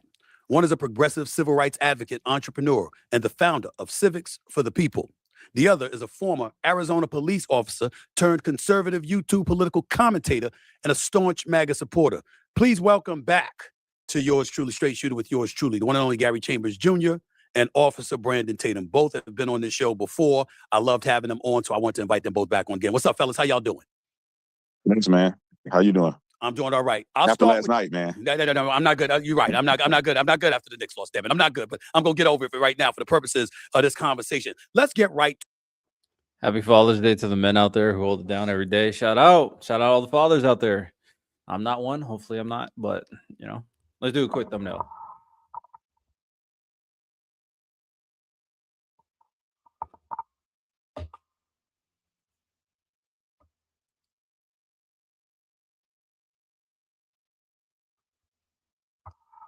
Shout out thumbnail. Stephen A. Smith sucks at his job as a moderator in every sense of the word. Well, we're going to torture ourselves and watch another political debate hosted and moderated by Stephen A. Smith. Let's do it. This one's with Officer Tatum and a guy named Gary Chambers. I wonder, do y'all think that Stephen A. would ever invite me, considering how much I insult him? Free speech, right? Free speech? Free speech? Right? Free speech? I feel like Stephen A., to prove that he cares about free speech, he should invite me on and allow me to insult him like in his face too at the same time. I'll be honest. All right. I don't know anything about Gary Chambers. I know that Officer Tatum is a rat. Finish the sentence. So let's do it. To it right now. The state of America is what in your mind, Gary Chambers? Give it to me. How do you view America right now under the Trump administration, part two? Chaotic, divided, and unorganized. I think that the Trump administration has brought a whole lot of chaos, very few solutions to the working class people's problem, and a fundamental lack of organization. Everything within his administration is a response to something that's taking place with somebody else. He doesn't have a real plan about how to address anything. We're at war, gas prices are high, food prices are still up, and Donald Trump is lying to the people every day on TV, and the lives of regular, everyday working class people in America are not improving. Officer Tatum, your response to that would be what as a conservative? Well, I disagree. How much you want to bet that he's going to bring up immigrants and trans people? Put your bets on now. Immigrants, trans people. Let's see if he does it. I think that we're going through some growing pains, but Donald Trump has made a concerted effort to help with the economy. He's trying to get tariffs put into place. Obviously, he's getting pushback on many of those things. The war is necessary. I mean, there are certain times where we have to get into conflict with different countries. And I think that Donald Trump has a solution. I believe that we're going to resolve this war very quickly, and we're going to see gas prices go down. Us controlling the Strait of Hormuz, us controlling things in Venezuela and Cuba and all of those things, and also Trump trying to gain some leverage in Greenland. All of the things that Donald Trump is doing things that's going to improve the country, which most other presidents were too cowardice to do. So somebody have to prevent I'll be honest, Carpe Diem, I'm with you. We'll have a 3-strike system, okay? Because we went through the brutality that was Royce White and Isaiah Martin, and that was awful. Royce White is a dumbass. Tatum is also a dumbass. So if he says 3 egregiously, or if he does 3 egregiously terrible things, we are ending the video for sure. I need a strike system in handling MAGA. I don't want to go insane. I prefer my sanity because I live in reality. All right. So we will try our best.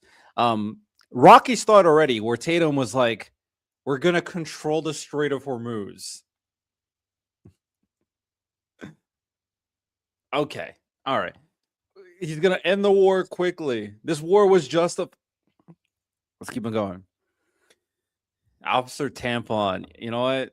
If Trump did anything good, he allowed the culture of calling people out their names. You know what I'm saying? Officer Tampon. Pushing the can down the road and actually taking a tough position of trying to make things better. I do think that President Trump is on the right track. I think that there's obstacles. Let's give him the rest of his term and let's see how it pan out. Gary, when you hear somebody, and listen, it's not an accident. I wanted two black men on this show to start off something that I'm going to be doing a lot of. Black men, black women, conservatives, liberals of all ethnicities. I'm not going to shy away from any of it. But considering the fact that both of y'all are black, like myself, I wanted to ask you, when you hear Officer Tatum highlight the things that he believes that Donald Trump is doing right, and he talks about how the liberals essentially would not have done a better job, whether it's Kamala Harris, whether it's Joe Biden, or whomever. When you hear what he explains and how he explains it, how can we take issue with that in your estimation? I fundamentally disagree. He's going to start doing a lot of black men. I didn't even catch that. He's going to start doing a lot of black men. You know what I'm saying? Hey, man. Shout out Pride Month. With him, if this war was going to be resolved as quick as Donald Trump said, doing right. And he talks about how the liberals essentially would not have done a better job, whether it's Kamala Harris, whether it's Joe Biden, or whomever. When you hear what he explains and how he explains it, how can we take issue with that in your estimation? I fundamentally How can we take issue of bullshit? Okay. All right. Interesting way to phrase the question. disagree with him. If this war was going to be resolved as quick as Donald Trump said it would have been, it would have been resolved months ago. Instead, Brian Kemp just had to let the gas tax back into place, 33 cents added to the average Georgia driver's gas daily in order to cover the expenses of the state of Georgia, because Donald Trump started this war. The other aspect, when you look at this, this has exposed America's weakness, because you were supposed to go in there and devour this country the way that you said you would in a matter of days. And then with drones and all types of things, they've drug you into a month-long war that has increased the cost of living for the people of America. And you talk about Greenland being a benefit. I'm from Louisiana. Jeff Landry, my governor, is off on these quests in Greenland about trying to make Greenland a part of this country. My state ranks 50 in the nation.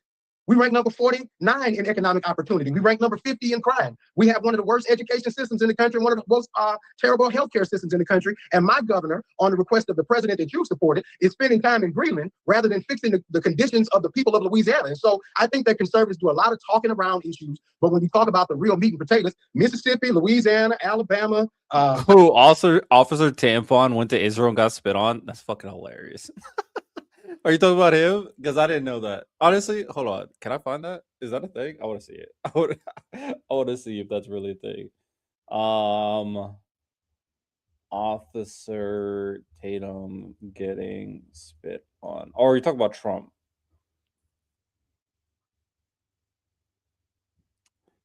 Officer Tatum spit on in Israel.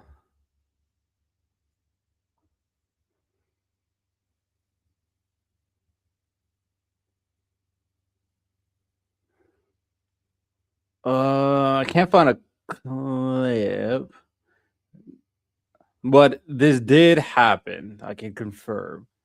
Can't find a specific clip, but here he talks about only one kid spit on a pastor in his Israel trip. So the incident did happen. Shout out Tampon. South Carolina, Arkansas, some of the lowest ranked states in the country. All of their governors are Republican. All of their legislatures are supermajority Republicans. So you can't tell me, if the worst places to live in America are led by supermajority Republicans, how in the hell are those people the answer to the problems of the American people? Officer Tatum, you want to respond to that? Yeah, this is. Well, I think this guy should have just brought up the war thing. If you're trying to make a claim that the Democrats would have been worse. I don't know how you make that fucking claim. Biden's administration never attacked Iran. That's one thing you can say immediately. Biden never engaged with the war. He never entered the war in Israel, and he never entered in the Ukraine and Russia war. You could also mention that Obama de-escalated the tensions with Iran with the JCPOA that Donald Trump got rid of because whatever the fuck. And then he attacked Iran twice. So it's like, and Israel convinced them to attack. Whereas Biden was much more willing to push back against Israel. Israel's been much more gung-ho since Trump took office. There's so many things you could say in terms of the Democrats, of them just not wanting to get in a war with Iran. This is purely a Trump decision. And then Trump keeps on saying that a ceasefire is happening, then it doesn't happen, and gas keeps on going up. And he keeps on saying, oh, yeah, they're going to listen now or else. And it keeps on going up. Now, this is before the ceasefire negotiation or the ceasefire plan that happened. But even the ceasefire plan that put out, 3 days afterwards, the Strait of Hormuz got closed again by Iran because Lebanon and Israel started fighting. And the United States and Israel broke the deal of the memorandum. So it's absolute nonsense to even think that the Democrats will be worse on a war that Trump started with Iran. That doesn't make any sense. It's too easy. He could walk and chew gum at the same time. Greenland is strategic when it comes to our geopolitical strength. You can't just be isolated into one area and act as if we're going to have some type of economic success across the world. We don't just live on an island by ourselves, and it's just Is he advocating for taking over Greenland? Yo, this motherfucker. So you're telling me that Officer Tampon is okay with engaging with the Iran war? It's justified in his opinion. And he's okay with taking over Greenland. It's justified in his opinion. I don't think Trump could do anything that Officer Tampon would be not okay with. Honestly, I think he would be okay with anything Trump does as long as he can get rich off of it. It's pathetic. It's absolute pathetic. No way you say, yeah, we could take over Greenland. It's strategic. What? Yo. I live in a fantasy world. That's strike one. United States of America doing business with the United States of America. But when it comes to some of these arguments about states that are run by Republicans, when you look at people who are struggling, it's these inner city communities. Majority of them are run by Democrats. Majority of them are majority.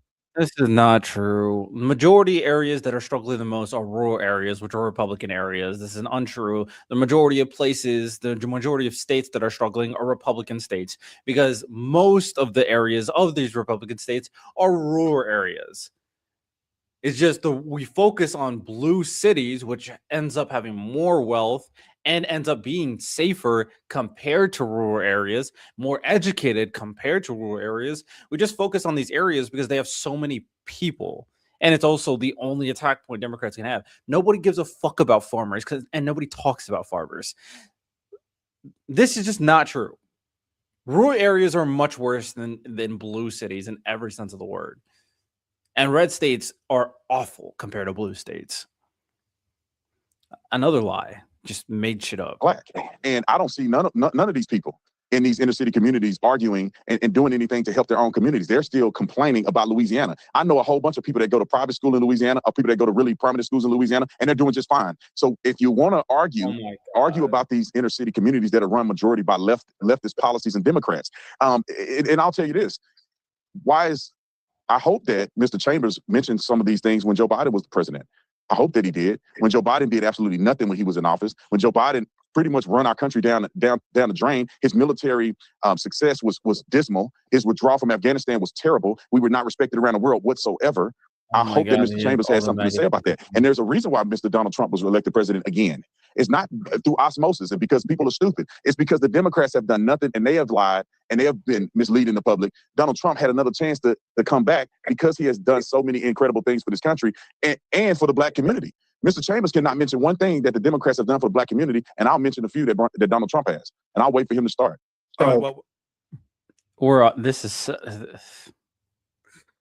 This is such an unserious conversation.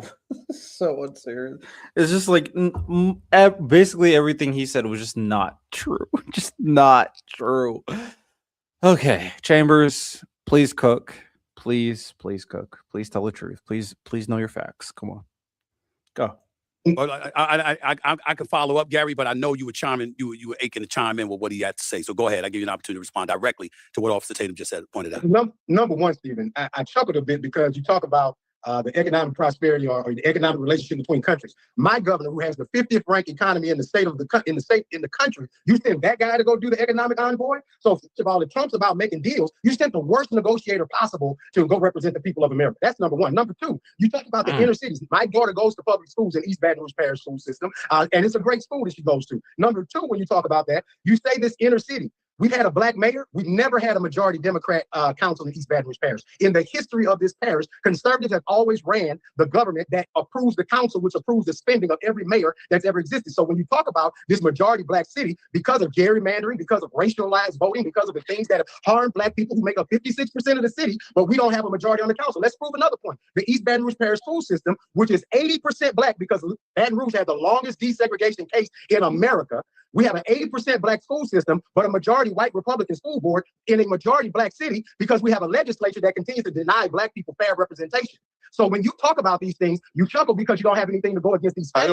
Come on with it, brother. These facts that I'm bringing up about local government, because the reason conservatives like to talk about geopolitical things is because that's disconnected from Americans' everyday lives. The things that Donald Trump is doing is making your gas cost more money, but you're listening to this guy. It's making your groceries cost more money, but they're sending my governor to Greenland. They're making your insurance bills cost more money. Your hospitals are closing, and this guy thinks that these things are good for you. Here you go. Let's talk about this.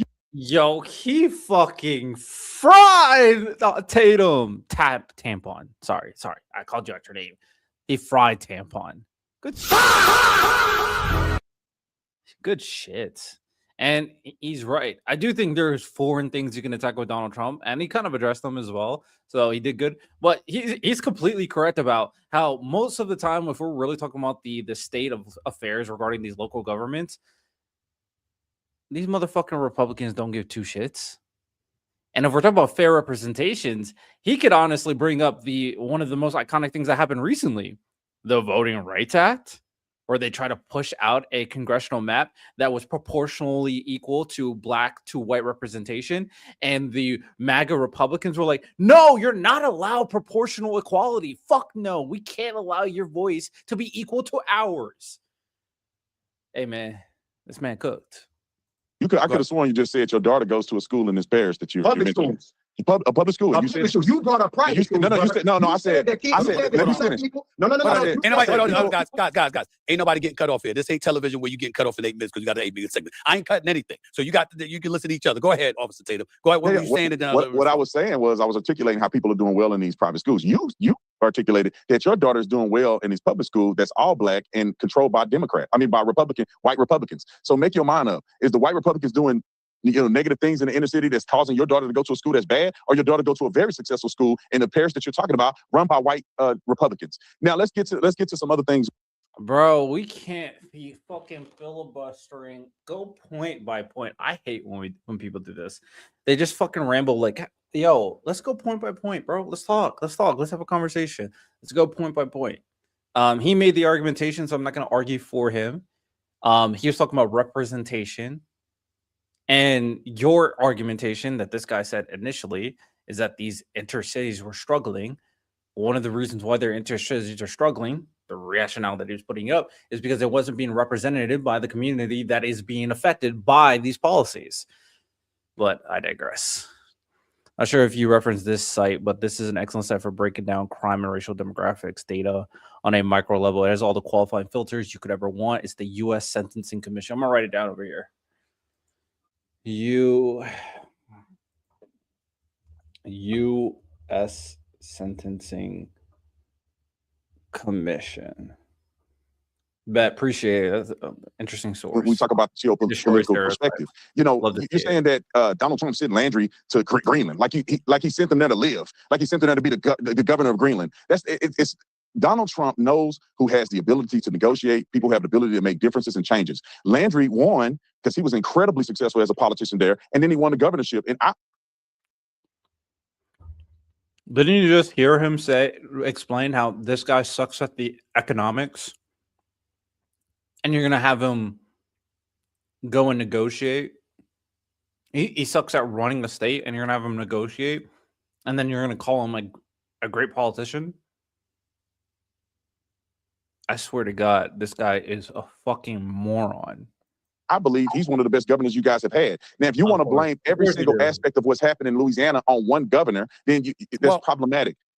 Also, let me interject by saying this. First of all, every hire that Donald Trump makes, every suggestion that he makes doesn't necessarily work. He's had a lot of turnover in his administrations, both 1 and 2, number one. But I will say this to you because it gets me to a bigger point. When we talk about geopolitics and you look at Donald Trump, whether it's in Israel, whether it's in Iran, whether it's in Venezuela, rumors about Cuba, et cetera, you even have folks on the MAGA right side that are saying he's going against his campaign promise about putting America first. They have said that about him. How do you answer that, Officer Tatum? I think I disagree. You know, there's a difference between saying we don't want endless wars that don't make sense and that we can't have a war at all. You know, when you have Iran getting a nuclear weapon, that's an existential threat to the United States of America.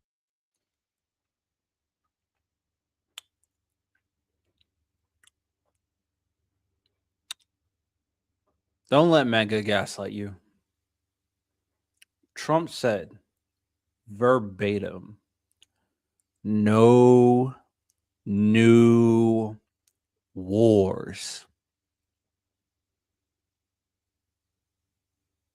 No new wars. Don't let this you can finish it, gaslight you. And all of our allies in the region. And the United States of America isn't the only country that's participating in stopping Iran from having a nuclear weapon. The UAE, Saudi Arabia, some of these other Muslim nations that don't want terrorists in their region are in lockstep with the United States of America and Israel to fight in those efforts. So I understand why Donald Trump has engaged in this. Donald Trump has never gotten us into an It's crazy, LB. I completely agree. And I agree with you, Cowboy. Tatum is a grifting piece of shit, bro. This makes him money, so he's going to be a lying, grifting, good token, man. This war like we were in Afghanistan and Iraq. I do believe that Donald Trump is going to get us out of this war. We're not going to stay in it, in perpetuity. He's going to get his mission accomplished, and then we're going to get out of there. That's my faith towards what Donald Trump has done historically and what I believe he's going to do currently. We haven't been there for a year. You know, and Donald Trump has, and our military have controlled all of their military assets. They really have no leverage. That's why you don't see conflict back and forth. We're in that region, controlling the region. And that's the difference between us getting in a war and it's out of control and we don't know, what's coming next. They don't have any retaliatory availability against our United States military. They do not.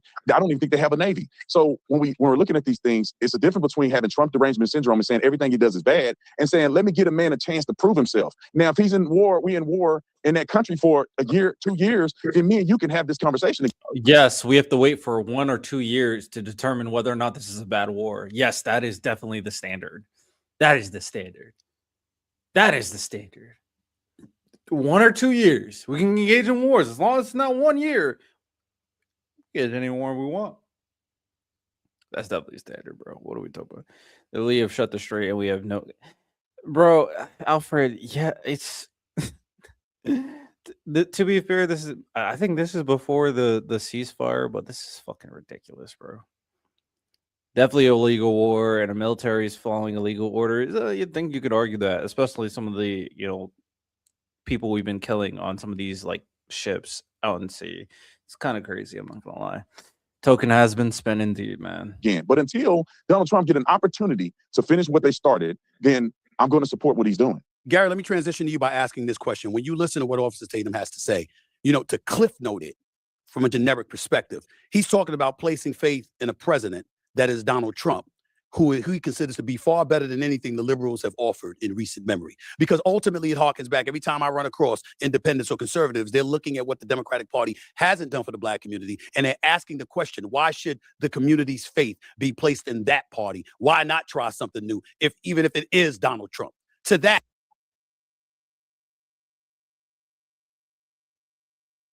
what is this question? Trump literally put out an AI video of Obama and Michelle being monkeys. Trump literally said Asian people were eating cats and dogs. Like, Why are we pretending Republicans give a shit about minorities? Like, why are we doing this? Bro, why are we doing this? So let's rake up another $1 trillion that I'm Carpe Diem. I feel you, man. I feel you. I hate about Smith is how utterly brain broken he is, not making everything a both sides point. It's why populism sucks. I do dislike populism. I do think it can be effective messaging in the sense that there are elites I do hate. I hate elites, but it's not both sides. Republicans need to disappear. They are a demonic party. They should be gone. Like, what is this? What? I'm a Tallarico popu. Okay, there we go. That's a good populist. I like Tallarico. I think Tallarico is one of the good ones. It's campaign off hate and fear of Mexicans and Muslims the first time you're at facts. He's demonized and dehumanized Hispanic people to one of the most like disgusting degrees. It's just like, why are we pretending that these people care about minorities? They clearly don't. You explain what? Number one, I would say that I want to address that he brought up that Iran can't handle us. The retaliation from Iran is economic retaliation.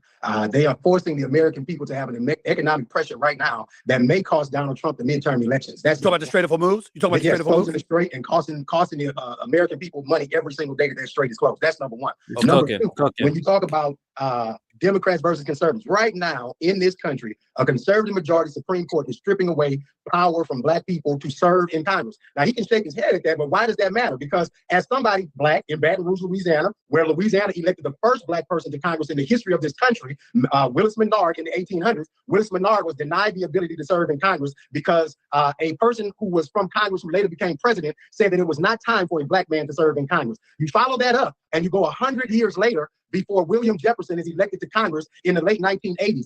William Jefferson, Cleo Fields, Cedric Richmond, Troy Carter, 4 people in the history of this country that are Black have served in Congress from the state of Louisiana. In that same time, 170 plus white men have gone to Congress from Louisiana in the same period of time. But you're sitting here telling me that this is a fair system to Black people. And the people who are orchestrating taking away that power from Black people is Donald Trump and his Supreme Court. And as a Black person who lives in one of the impacted communities, this is the first time in my lifetime since I was 6 that a Black person represented me in Congress from all of Baton Rouge. What does that mean? It means that Southern University, the only HBCU system in America, is finally getting financial appropriations from the federal government to improve the campus of Southern University so that young Black children can be educated up on that campus. When Garrett Graves was there, he wasn't sending any money to Southern University, but Cleo Fields surely is. And that matters to Black people who are from Baton Rouge, who live in North Baton Rouge, where that is an anchor within our community economically. So he's in an affected community, but I'll be honest. I might reach out to Gary Chambers and see if I can get him on the podcast. He's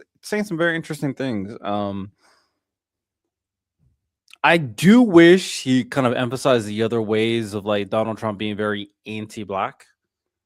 I think when it comes to racial components, when it comes down to MAGA, I think they're more antagonistic to Hispanic and Muslims, obviously. And I've said this. I said this coming into it, like, I fear for Hispanic people, and I was proven correct. I hate that I was proven correct, but I was proven correct. But it's not a situation, obviously, when it comes down to it, and minorities, they definitely allowed racism and like Black negative rhetoric to proliferate. That's undeniably true for sure. The way that people are talking to Black people is the most disgusting it's been in a very, very, very long time. In addition to, demonizing the concept of DEI, where people are minorities, Black people, but including like people who are disabled, veterans, women. A lot of these people are losing this, but they're making this a racial thing that these people are unqualified and creating a stigma and a stereotype that unqualified people of color are getting positions they don't deserve. And it's fucking ridiculous, obviously. There are things you can kind of bring up in regards to it, but one thing you can say for certain is that there's nothing that MAGA is doing that's helping Black people. Nothing at all. his daughter goes to a prominent school that's doing very, very well. She's doing great, and it's run by white people. Now let's go to the point where let's go to the point where you're making this point about. Hold on, officer. Gary, what's not true about what he just said? The school system is ran by a Black man, that is Lamont Cole. And the school that my daughter attends is a magnet school in the public school system, because my family decided to put my daughter in early childhood education, and we had the resources in order to provide for her. My daughter goes to one of the best schools in East Baton Rouge Parish school system. Now, I'm not talking about the majority of the school system. And the original point that I made was about Louisiana's public schools ranking number 47 in the country. All right. Let's okay. Let me So get go ahead. you just proved my point, my man. A black man run this school and is very successful, and a black family has an opportunity to put their black daughter in a very prominent and successful school in Louisiana. So Yo. How does he think he's winning this? Like, why can't we follow? Maybe I'm going a little insane, which is why I can't I don't feel like engaging with the bullshit that Tampon is saying here, but let's be very clear. Gary Chambers said Louisiana is awful in school. The initial point that was made is that these intercity blue areas are bad. The point is that the general education and public districts that are ran in the intercities are ran by people who do not represent the population, white people. The few examples, the one that he brought up, of people that do run a school that represents the population there is a good school, black people. He also notes that he has the resources to ensure to give his daughter that ability to be successful. This is not an anecdotal conversation. It's a generalization conversation. Most people don't have those resources. Most people can't access these good schools that are ran by people who do not represent them, which is why Louisiana does so bad in education. Now, with that said, how can't you, Tatum, Tampon, whatever the fuck your name is, how can't you follow that line of logic? It's the overall statistical representation and statistical output overall. And the exceptional case proves that representation can prove good output. The overall output is fucked because it's not representing the people appropriately. Oh, Giannis, whoa. Giannis traded to the Celtics. Hold on.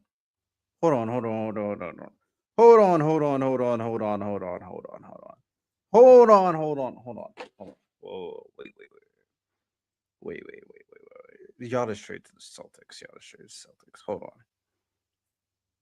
Hold the fuck on. Let me look this shit up right now. Let me see this. Trending. You lie. This is lies. You just lied to me. I'm going to Sham's page right now. Yeah, Giannis was not traded to the Celtics. Man, fucking lied to my face, bro. The spin is crazy. I think a good distinction is MAGA is a lot more driven by xenophobia than by plain racism. Like, outsiders are much worse than even the black people that were brought as slaves. I agree that MAGA is more xenophobic than racist. I do agree with that. They are worsening a lot of the things, and they are making it more difficult on black people, like with the stuff with the Voting Rights Act, of course, and the stuff with gerrymandering, Voting Rights Act, and DEI are three examples of like attacking the black community. But like, they are clearly worse for the Hispanic community. Clearly worse for them. I feel really bad for these people. It's called the Trump wave. It's all based on confusion. If you confuse stupid people to pretend they know what's going on to save face, so they simply fall for the grift. It's that. Man.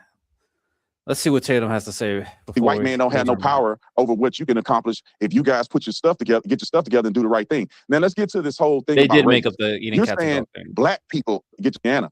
So the white man don't have no power over what you can accomplish if you guys put your stuff together, get your stuff together, and do the right thing. Now, let's nothing to put their black daughter in a very prominent and successful school in Louisiana. So the white man don't have to just prove my point, my man. A black man run this school and is very successful, and a black family has an opportunity to put their black daughter in a very prominent and successful school in Louisiana. So the white man don't have no power over what you can accomplish if you. So one example proves the norm. That's such a stupid way to. Such a fucking stupid claim, bro. Oh my, these people are so dumb. Yeah, this one person did it. That means you all could do it. Okay. All right, you guys put your stuff together, get your stuff together, and do the right thing. Now let's get to this whole thing about race. It's black people's fault that they're not successful. All right, bro. Whatever.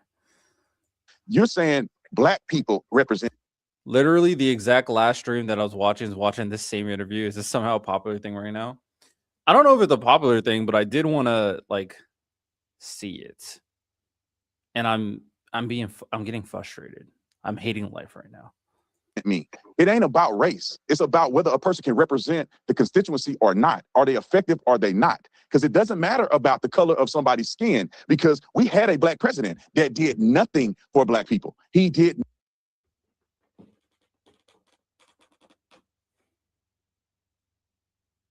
Obama did nothing for black people, bro.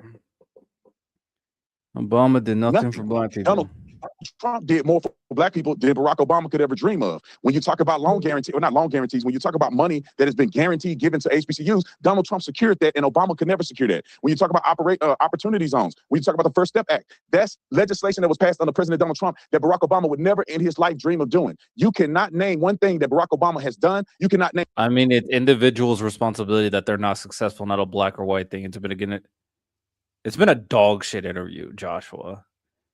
An individual responsibility is important, but understanding the conditional circumstances that make it harder for certain types of people to gain success over others is extremely important. Extremely important. Understanding the historical context, understanding that the locations that are they representing the people there? Understanding them creating policies for individuals. Typically, when we have these conversations, I always say it's multifaceted. There's no one trick fix all.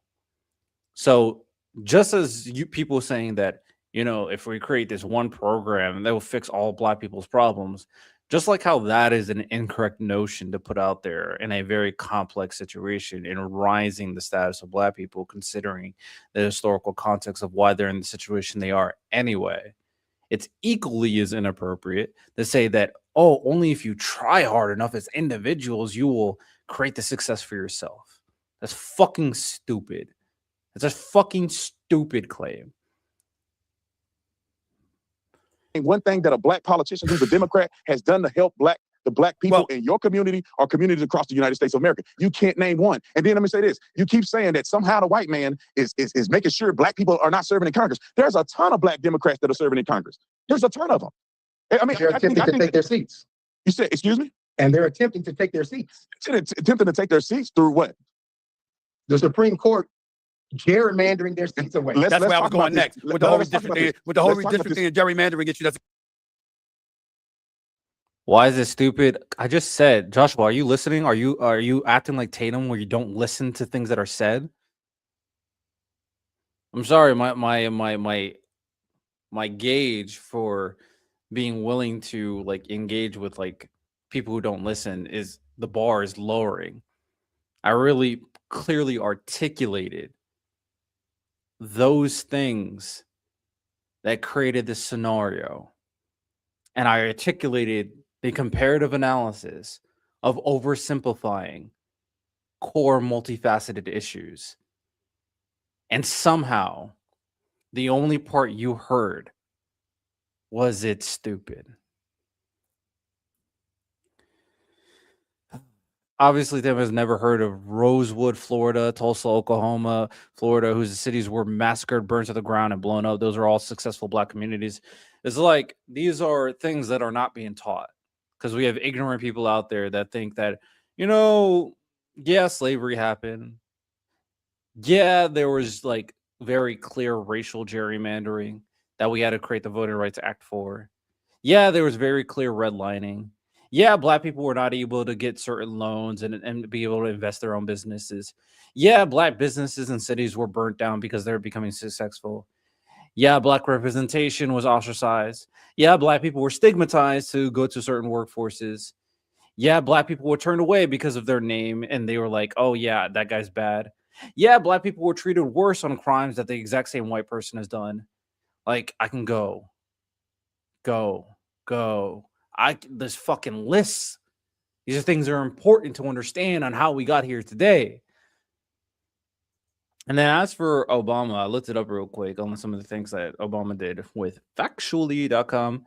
Healthcare and economic recovery that moved measurable indicators, Affordable Care Act, extended coverage to millions and is credited with part of the drop in black unemployment, improved access to preventative care for African Americans, education opportunity, race to the top, HBCU investments and brothers keeping, pulled federal education reforms such as race to the top, increased support for grants and completion programs aimed at HBCUs and minority serving institutions, and launched My Brother's Keeper to build ladders of opportunities for boys and young men of color. Criminal justice reform, incremental reforms in national conversation, pursued sentencing reform and narrow crack versus powder sentencing through the various sentencing act, and urging policing reform via the president's task force on 21st century policing.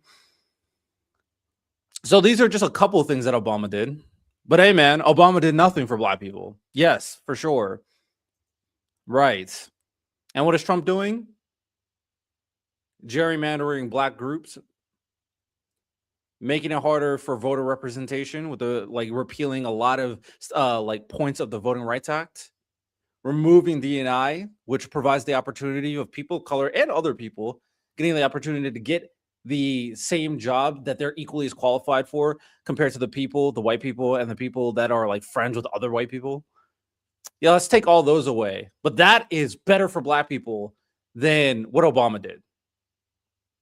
Right. Yes. Yeah, for sure. 100%. Fucking I'm not trying. I'm trying to. Oof. Crap. Yo, Joshua, Joshua's a bot, bro. Oh my goodness. Hey man, shout out to Coon School, man. I don't even know if you're black, but you sounding. ACA is bad. Oh yeah, Affordable Care Act. Yep, that's bad. Yeah, like the police reform that's helping black people not go to jail as much, decreasing the reform to ensure that people are not just going to jail for smoking weed. That's not helping us much, of course. Sure. Decriminalizing drug crimes for black people who are getting disproportionately sent to prison for the same crime. That didn't do much. That didn't do much for sure. And then Trump sending more money. Yes, that is the difference. And even though I said more programs regarding other things that were creating pathways for black people to kind of achieve success, but some money for HBCUs, that Trump's doing all that, and then discount everything else I said about what Trump has done for sure. Happily, keep Trump's dick in your mouth. Good job. That's exactly where I was going next. Go ahead, Officer Davis. This is where the gentleman, Mr. Chambers, you're wrong. In many of these cases, the reason that the redistricting did not work out, especially in Louisiana and other places, because they were doing it based on race, and that is not constitutional. And so if you're going to say you need to redistrict because black people need a benefit or black people should be represented, white people can't do that either. So that is the reason why some of the redistricting and lines being drawn was denied by the Supreme Court, is because they did it based on race. This is what black people have been fighting for so many years, is that you cannot make those decisions based on race. And when they try to make them based on race, they were denied in the Supreme Court. Officer Tatum, I respect where you're coming from. I guess my pushback, and I'll let Gary chime in a second. I just want to add my 2 cents here. I guess where I chime in, I feel compelled to chime in. When we think about civil rights, when we think about the Voting Rights Act, when we think about things of that nature, I'm looking at it from the standpoint that once upon a time, okay, even though a lot of us will look at it, racism still exists. It might not be as obvious in a lot of people's eyes, but there's no question that racism still exists. Make no mistake about it. And we ain't gonna get around that. But the point is, it was so glaring, it was so flagrant, whether it was Jim Crow laws or anything else, okay, in the 60s and beyond, or even before that. The reality of the situation is the laws that came into play were necessary. And so why were they necessary? Because we had a community within our country that were taking advantage. They had the power. They obviously were exploiting it at every turn. And it took federal legislation to be implemented in order for us to negate the kind of momentum they were continuing to build and build and build for decades, if not longer. So my point is that when Hey, Carpe Diem, don't even worry about it. It's just like when bots exist, and I don't even believe this guy's a minority, by the way. I 100% think this is a fucking bot account, because there's no way he believes in the arguments that he's putting out there, and then defending that Trump is a better president for Black people. There's no way. There's no way. It's not reality. Unless you're getting rich from white people like Tatum is. we sit up there and we say, well, you know what, redistricting and gerrymandering and these issues had to be addressed because people were making decisions based on race. I'm like, but that's because decisions beforehand were made by race, were made on the basis of race, but it was just by the side in power. How can we ignore that reality that it was compelled? How can we ignore that? Which were the Democrats. So yeah, we're not serious. We're not serious. We're not. That just tells me everything I need to know. Yeah, the Democrats did it. If you are one of those people who go like, oh yeah, the Democrats are the racist ones, not understanding that the party switched, then I know that you're either bad faith or you're a fucking idiot. Those are the only two solutions. Those are the only two answers to that. We were created in this circumstance. Yeah, Democrats did that. Those Democrats are the Republicans now. No. They're called Democrats. So Democrats, obviously, they have different representative, geographical, and positional values than they did back then. No. But they're called Democrats. Obviously, Democrats. They're Democrats. Obviously, Democrats. Oh my goodness. Yo. Where they showed an event with Tatum and the crowd was 90% white dude. Yeah, bro, this guy is a perfect token for white people, bro. He's a perfect token for white people. And he's getting rich from it. He created a career where he can get super rich, and he doesn't care if the Black people are gone. It doesn't matter to him.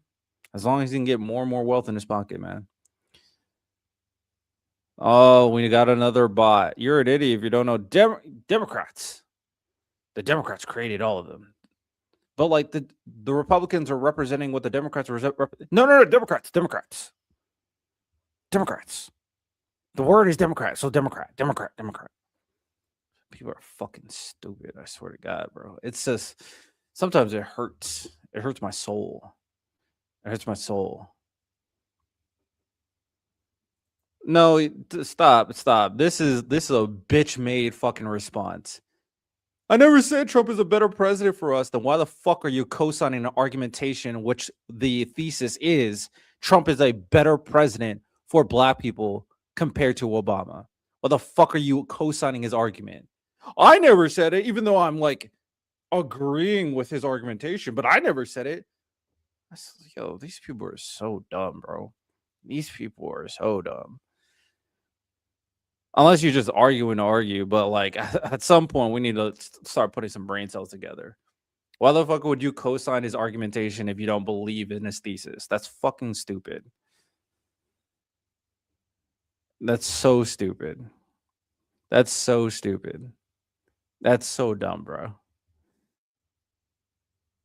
You didn't bring up a single point. You argued in multiple points. You didn't bring up a single point. Now we're just lying, Joshua. You're okay. I'm convinced this is really just a bot or a white dude that is pretending that he's person of color. I don't really believe this is a person of color. I think this is one of those fake like bots that are like on Twitter that are pretending that they are someone that they're not, or maybe it's like a foreign account that's pretending like they're someone they're not. But that's typically what's on Twitter. I'm gonna believe that this is what, because the bot coded behavior is insane. I am tired of this conversation. Once he said, but those were Democrats, I'm like, I'm good, bro. I'm good. We're just being moronic just to be moronic. We're just being moronic just to be moronic, bro. Just be moronic just to be moronic. Hey, you can't say that, Joshua. You're white. Relax. You're white. Calm down. You're white. Facts don't carry your feelings, Josh. It don't. It don't. We didn't end up with. Okay, buddy. Republicans are running around saying black fatigue and profiting random brown people. If you think Republicans not the racist ones, you're delusional. I don't know how we can really make that claim in big like 2026 that the people who clearly hate minorities are not clearly the Republicans. It's not clearly MAGA who keep on attacking people of color. It's just like, it's not even like narrative talking points. I'm not even one of those people who like all white people are racist. That's not me. But when it looks like a duck, it quacks like a duck, it swims like a duck, it's a racist piece of shit, MAGA sycophant cultist. That's what it is. That's it is. You're white, Josh. Relax. It's a recent charge against SPLC charged with. Oh, I did see some of that. I did see some of those allegations. I did see some of that. Immigrant households consume 24 less welfare than natural born citizen. No, you can't give out factual claims out here. You can't give out factual claims. Can't. All right. Is it time to look at this Myron Gaines? Okay, so you think women should vote? Yeah, and you're saying that we're less intelligent.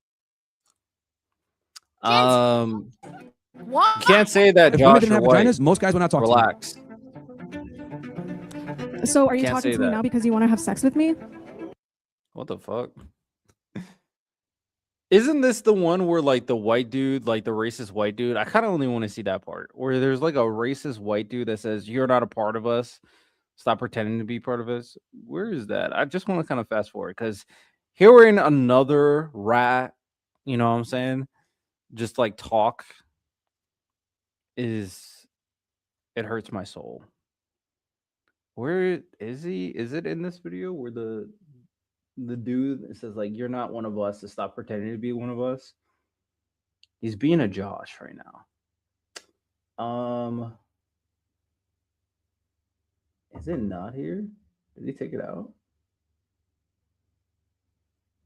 Is it not in this video? Oh, let me check. There's no way I'm listening to Myron's bot ass for 3 hours. That's just not happening. That's just not. Can I message you? I don't think it lets me message links. What link are you trying to message, Slumped? The immigration statistic? Or is that what you're trying to do? Let me know what you're trying to. I don't know. I don't know what you're trying to do. If a man wears a dress, is it a woman? If it's a very pretty man, maybe. You might call him a woman. You might go like, "Oh, is that a woman?" So once you call him a woman, is it a woman? That's the question. Okay, where's... All right, let me go back. What was I looking for? I'm trying to watch this specific clip.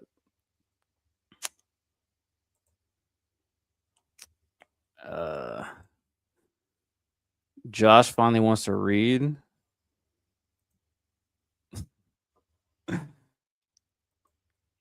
Well, I mean, maybe he reads better than he listens. He's not very good at listening. He's kind of brain dead. The time to pleasantly deport you back to your origin. But this is not them. Okay. What's the last book you read, Josh? Probably Mein Kampf. You know what I'm saying? Reading. But not them. Wait a second. Wait, we are in. Wait a second. Hold on. Way off. Wait, no, we're not. Maybe he's like reading in something Siberia like, right how do now. I I had a couple pretend of to other be long black? time when I I'm had a couple of other British? issues I wanted to get to before I let y'all out of here, but go ahead. Bro, Go ahead. why? Stephen A, there is a. Wait a second. What does that mean? When Russia crossed over into Ukraine and invaded Ukraine, we used an escalatory ladder. Oh my goodness, this thing's freaking spazzing. Hold on. Black woman can't keep a man or raise a child. Base. Josh probably agrees to that. Ain't that right, Josh? You agree with that? Black women can't keep a man? Of course you do. Of course you do. Of course you agree with that, Josh. Ain't that right?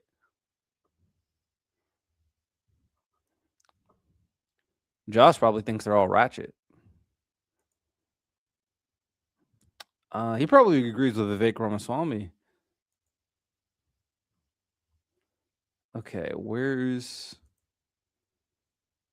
It's right. Yeah, base. For sure. What do you want? Okay, so you think women should...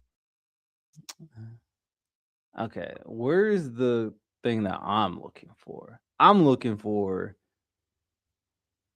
the specific video of Myron getting pressed by those people. True. Hey, man. Racist white dudes are going to be racist. Of course, he's going to say that about black women. Can't be surprised. Okay, I can't find what I'm looking for, and I'm done looking for that part. I did have some things that I want to look on Twitter. I won't be able to do a lot of research because it's already late, and I do have to go to sleep at work tomorrow. But I did want to look at a few more things.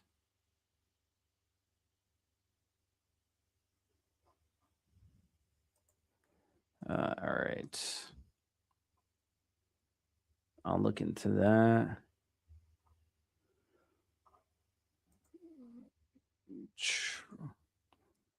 Can't disprove a claim by hearsay, Josh. Illegals have paid $97 billion per year into taxes. Same citation. Illegals have used $150 billion per year. Which number is bigger? Based.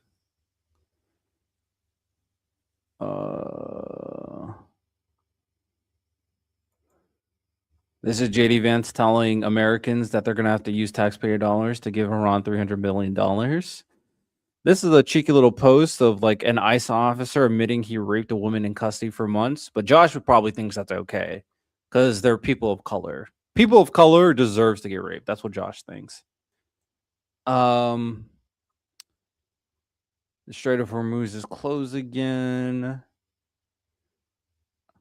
Oh yeah, the rigged fights allegations. That was crazy. Here, this is what I want to look at. This is hilarious.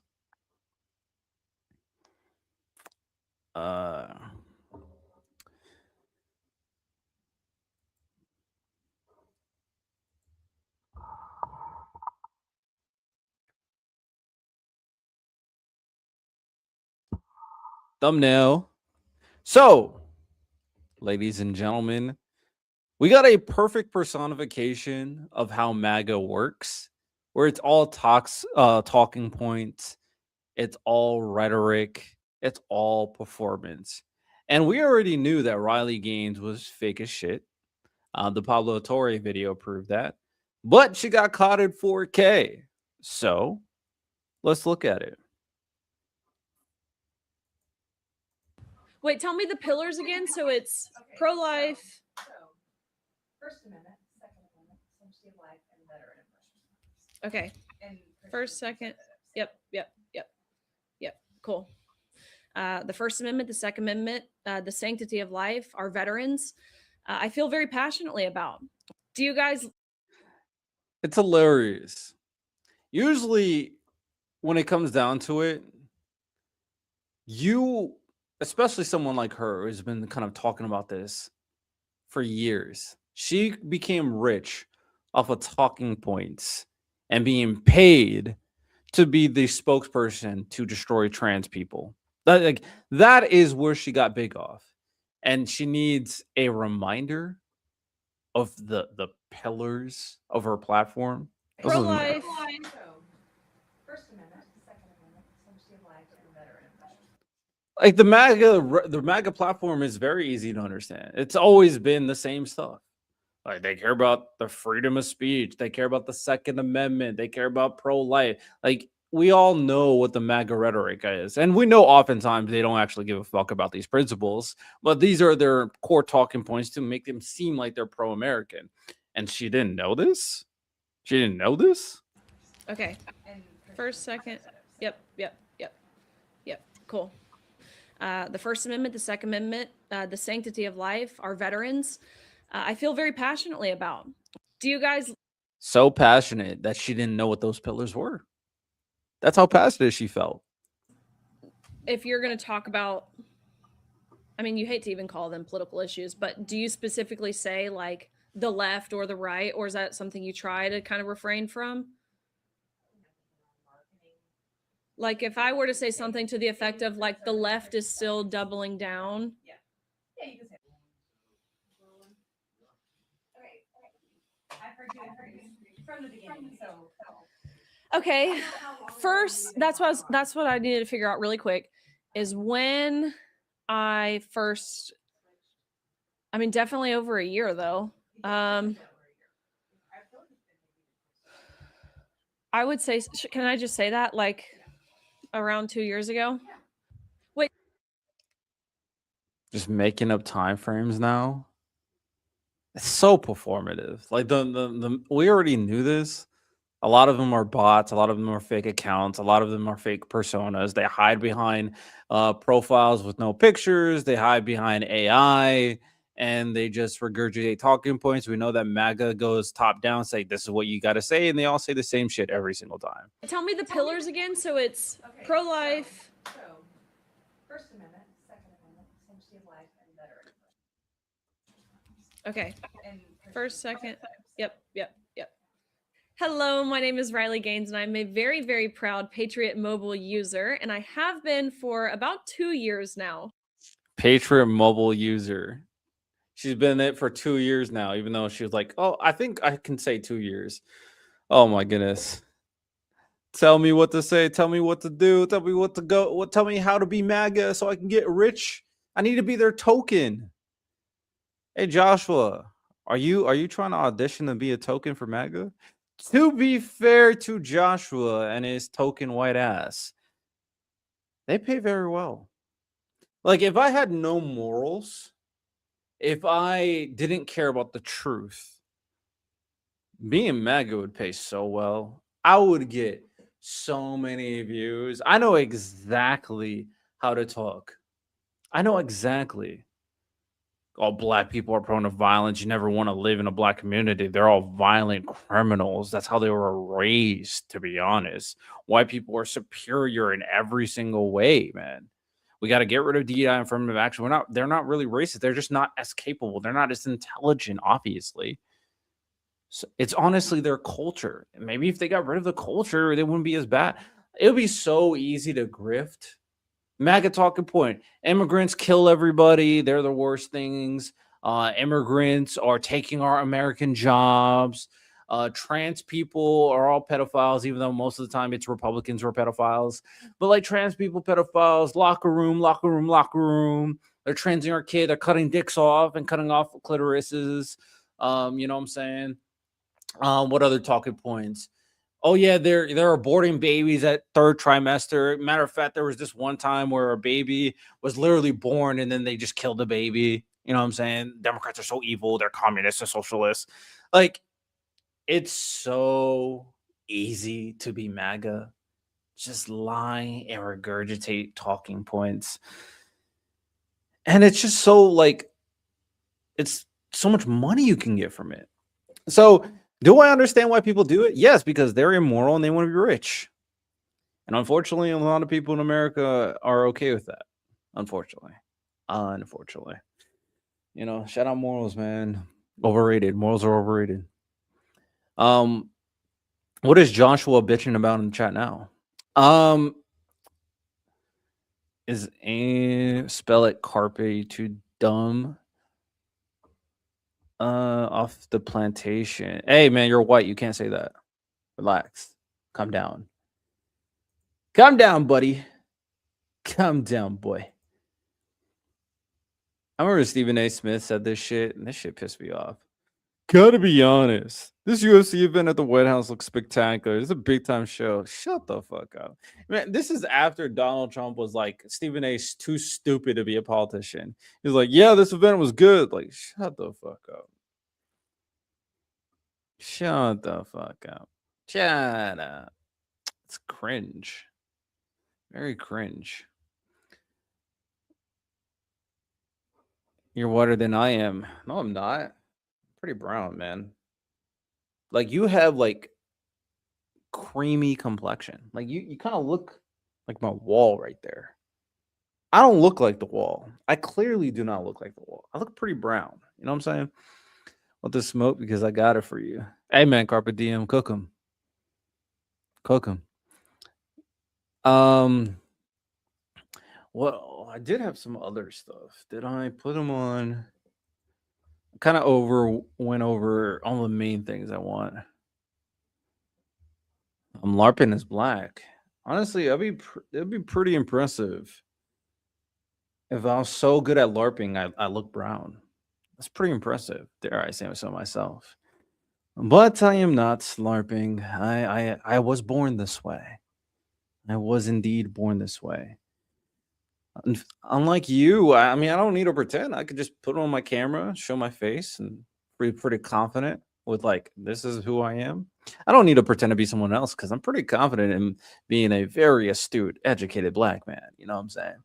I don't need a grift to be a black man when I'm really just white. Like, that's cringe. Be proud of yourself, Josh. Be proud of yourself.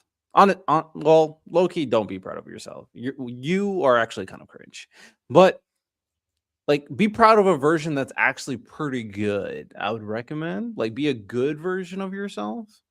Like maybe do a little self-reflecting. You know what I'm saying? Self-reflection. It's always a good thing. I believe in self-reflection. I think more people should self-reflect. I had to self-reflect when I was like fat as fuck, and then I'm on my gym grind. Need to still get my six-pack, obviously. But I recommend, Josh, it's okay to be white. Not be a racist white guy, but it's okay to be white. It's okay. It's okay. It's okay to be white. Like a good white. A good white. Humiliating point because your father never loved you. What do you think of the Buddhist community in the US? I don't have a strong opinion about the Buddhist community in the US. Is there a large Buddhist community in the US? Is that a thing? Is that a thing in America? A Buddhist community in the US? I know there's obviously Buddhists in the US, but is there a significant community of them in the United States of America? I'm unsure. Do you know what I'm doing right now between typing? I'm built different. I believe Carpe Diem. He definitely built different.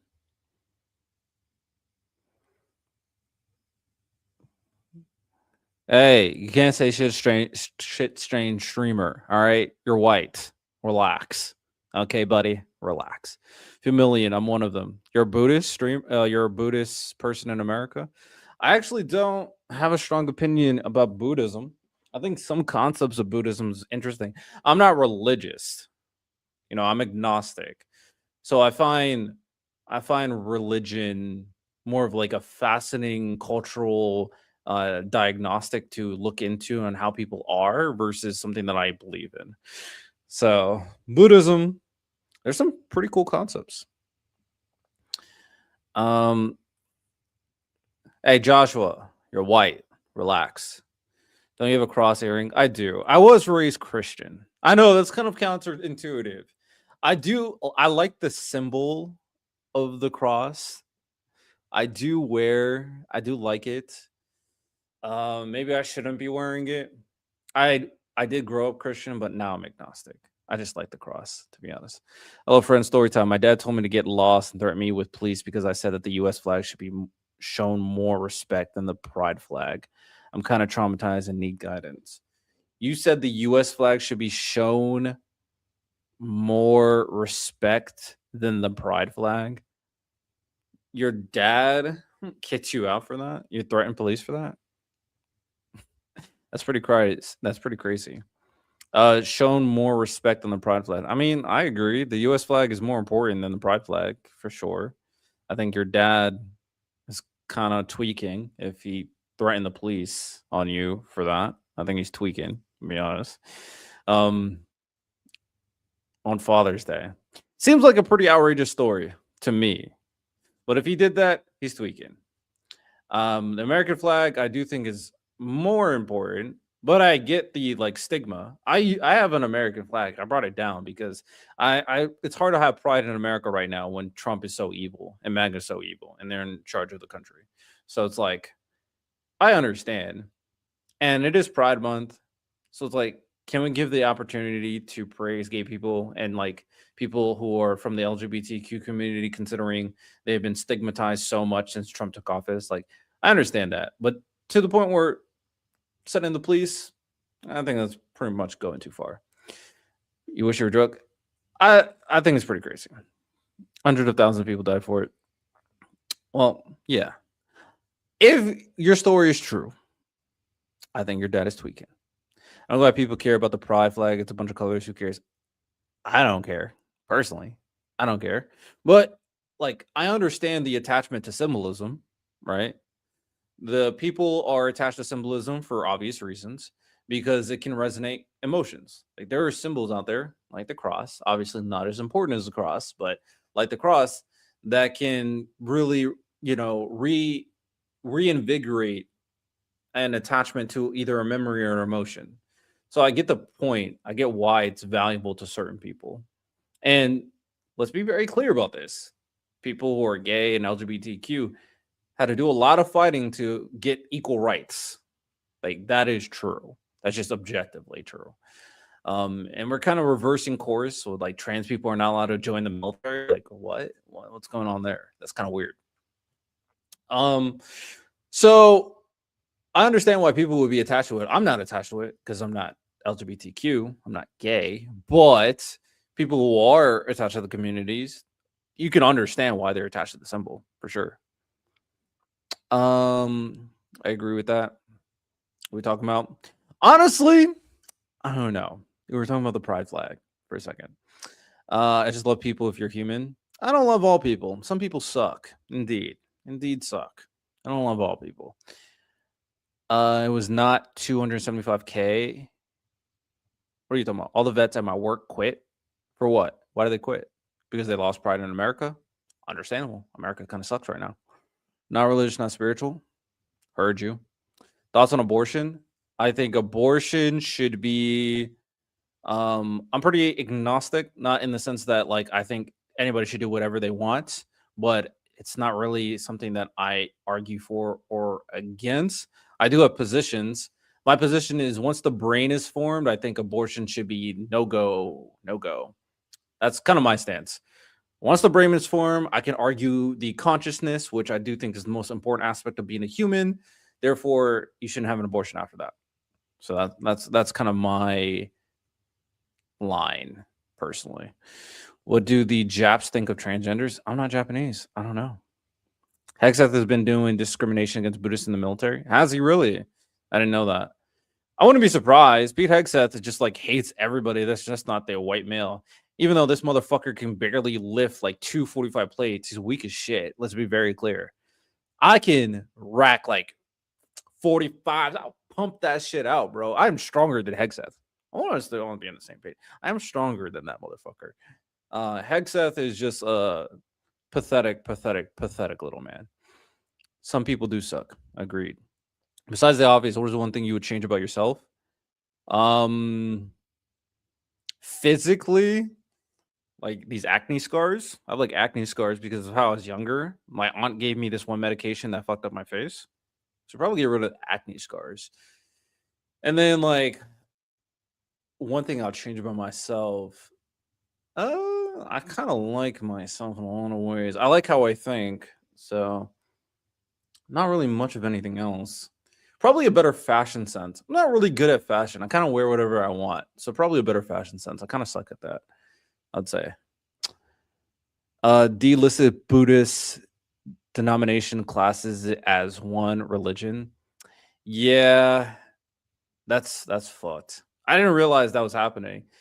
A lot of the conversations when it comes to America is really Christian, Jewish, and Muslim.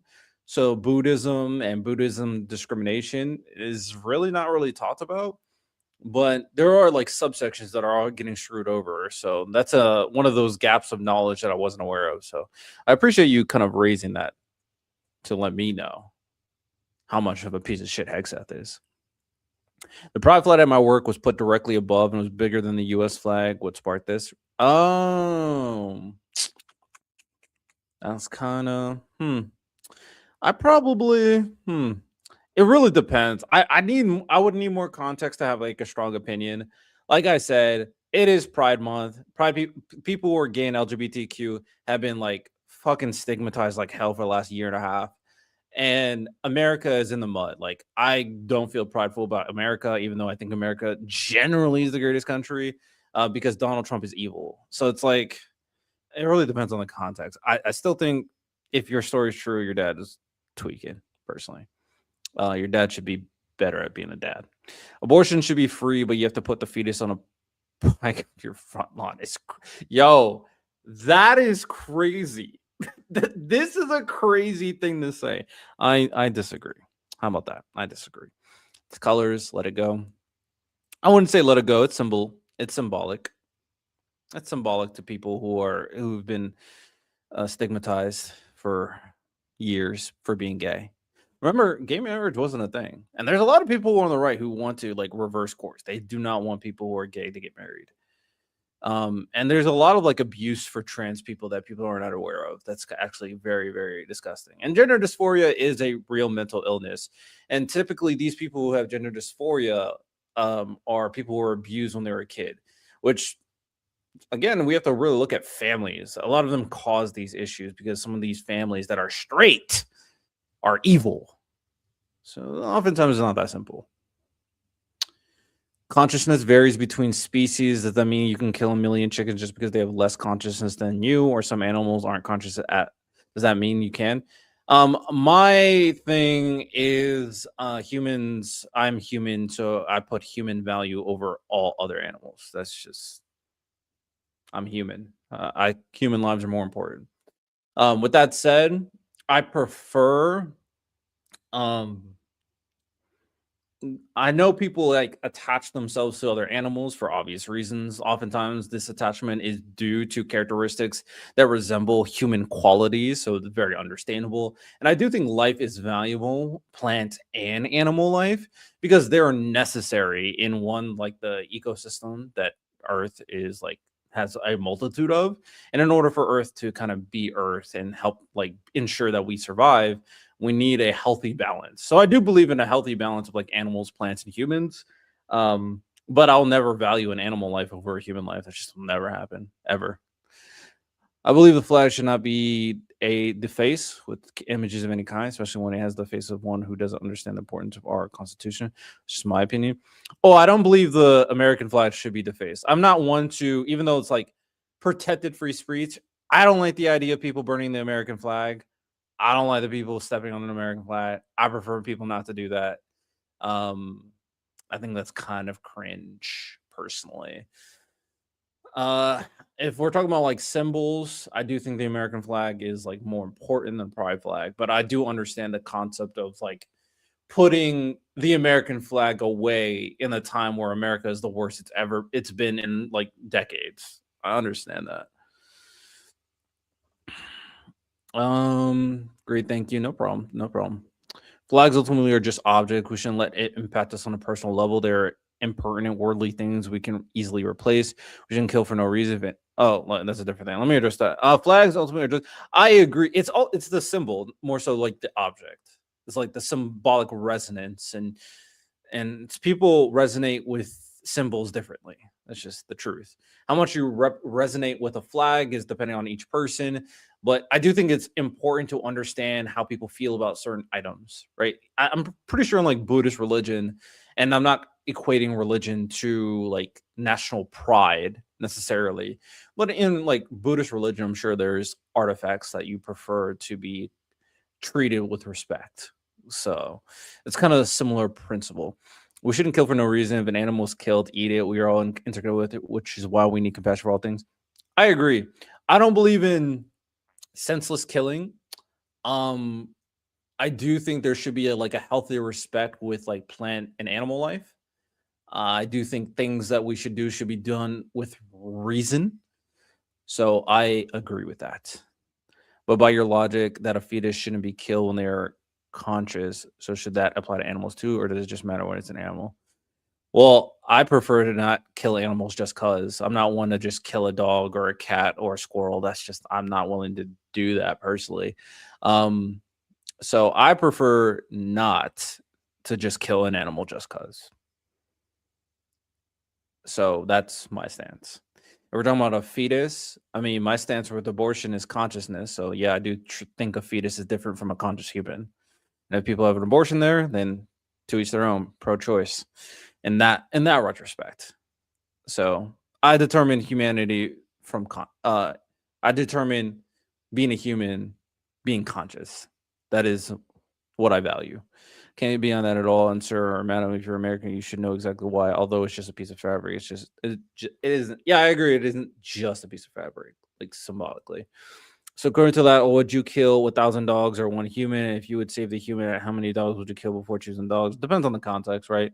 If we're talking about a trolley problem, where it's one human live or 1,000 dogs, if it's a trolley problem, and if I know no context, if there's no context that I know about this human, and these are 1,000 dogs or one human life, no context with a human, like intrinsically the human life is more valuable than 1,000 dogs. Now if we're adding some like parameters, well, like it's a very old human. I don't even like the old human, but like if it's like an evil human, if it's like a person that I objectively think is evil, then I'm saving one dog over an evil human. Let's be very clear about that. A lot of these things can't be done in a vacuum, obviously. And people will have emotional connections to animals more than certain humans, for sure. It's more of a general principle. And then you extend that general principle based off contextual circumstances. So it's impossible to have these kind of philosophical argumentations in a vacuum because nothing is ever done in a vacuum. Unless it's like a situation of like, would you save the world or something like that? And it's like, even that's a little bit complex. So it's contextual, basically. I think I answered your questions, even though you provided some parameters. But like generally, I would save the human. Add some parameters, the decision will change. Basically. That is 100% fact. Look it up. If Americans didn't rally around the flag, the world would be German. I don't think the flag is the most important thing there, but the symbolism can provide a certain level of like, what's the best word? Not momentum, but like internal, like uplifting. There's a term there. It's like something that rallies you, but there's a like a one word term for like how a symbol can rally an individual. I just don't know what that term is off the top of my head right now. The belief that I should be respected, but ultimately it's just fabric. Like Roe is technically correct. Like it is just an object. I do think there's more important things than an object, but you can't disregard the symbol. Also, it wasn't just America fighting Germany. The Soviets arguably had the greatest contribution. Arguably, but the Soviets also were a piece of garbage too. The Soviets sucked. Germany had no chance. We're just 500 bottles of bacon is more heavy than 500 chickens a strip of peanut butter. No. Oh, 500 bottles of bacon. That is an interesting. I mean, maybe 500 bottles of bacon. Then yeah, the bottles of bacon probably. Yeah, that's kind of okay. All war is evil no matter what, and is never the answer. Yeah, I'm pretty much I prefer no war. Rallying it's like rallying, but there's like a different terms. Bottles of bacon is crazy. Bottles of bacon is crazy word. It's like rallying, but it's like a different term. I just don't know what I'm thinking of. There's a word there. I just don't know what I'm thinking of. But I agree. I prefer no war personally. Okay, let's continue the context. I respect you. Appreciate it. I'm a respectable person who's very mean to people who I think are bad. Context: the middle-aged person who have done so much evil, but have not done so much good. The most average person could think of. Same with the dogs. How many dogs would it take then? How many dogs would it take to equate to one human life? Well, hard to say. I don't know. It's a very difficult question to ask because I don't want to get rid of the dogs, right? I don't want to get rid of dogs. If I would say the number is if we kind of reach to the point where like we're threatening either the value of the dogs' lives, and when I say the value of the dogs' lives, like we understand that if we kind of kill enough of something, there's going to be like a diminishment of the value of that life because how many lives were lost in that certain situation. So if we kind of hit that kind of moral quandary where the value of that thing gets diminished to something like equivalent to a fucking chicken, then I do think that's probably problematic because I do think dogs have a cultural interpersonal relationship with humans that I do think are valuable to a lot of people. And of course, if it's like potentially endangering the species, I would hold that in value too.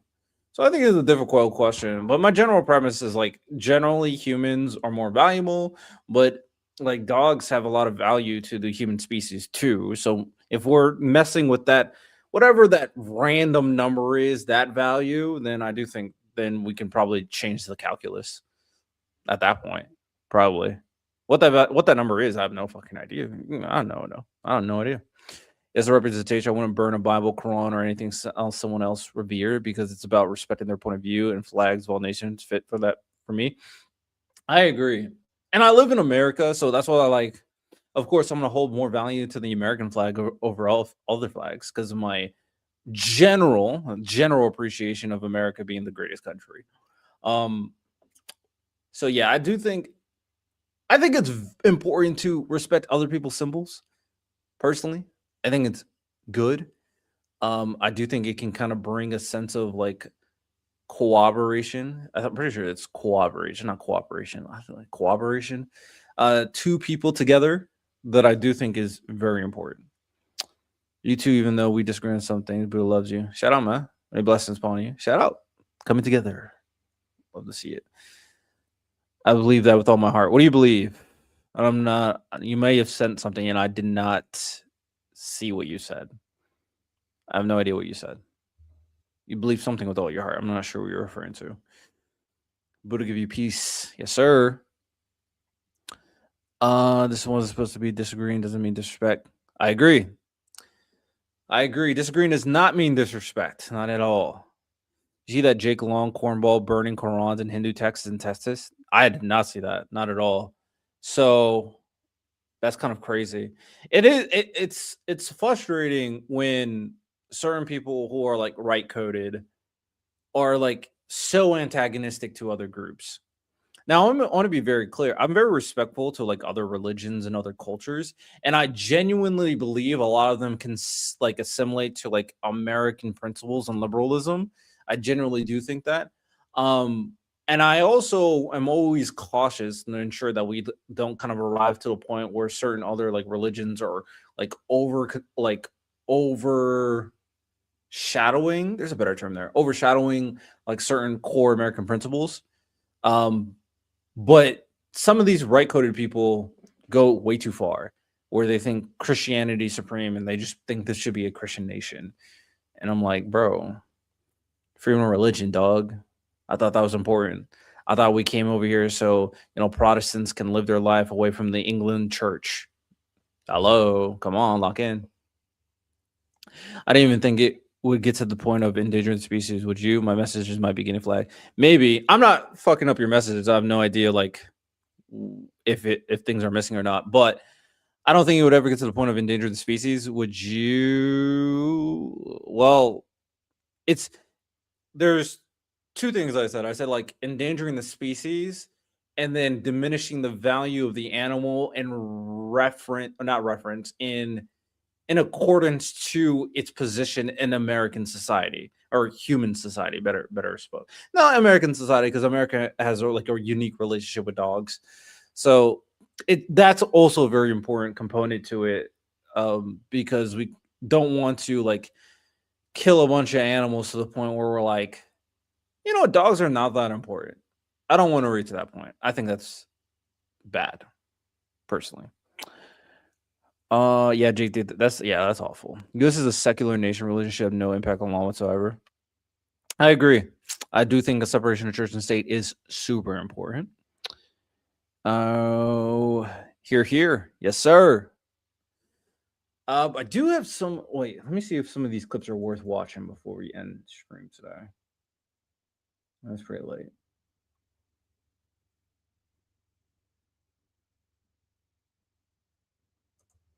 I'm not gonna watch. That's too long. I already went over the secret billionaire society.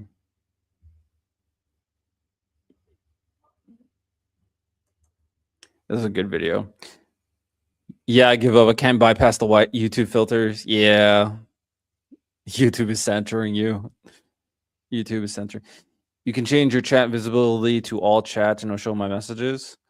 I think I have it limited for like bots. I don't want to change it to all chats, not because I want to censor people, but some bots are like really bad. Really bad. Like my chat can get pretty bad with like slurs and disgusting shit set in there.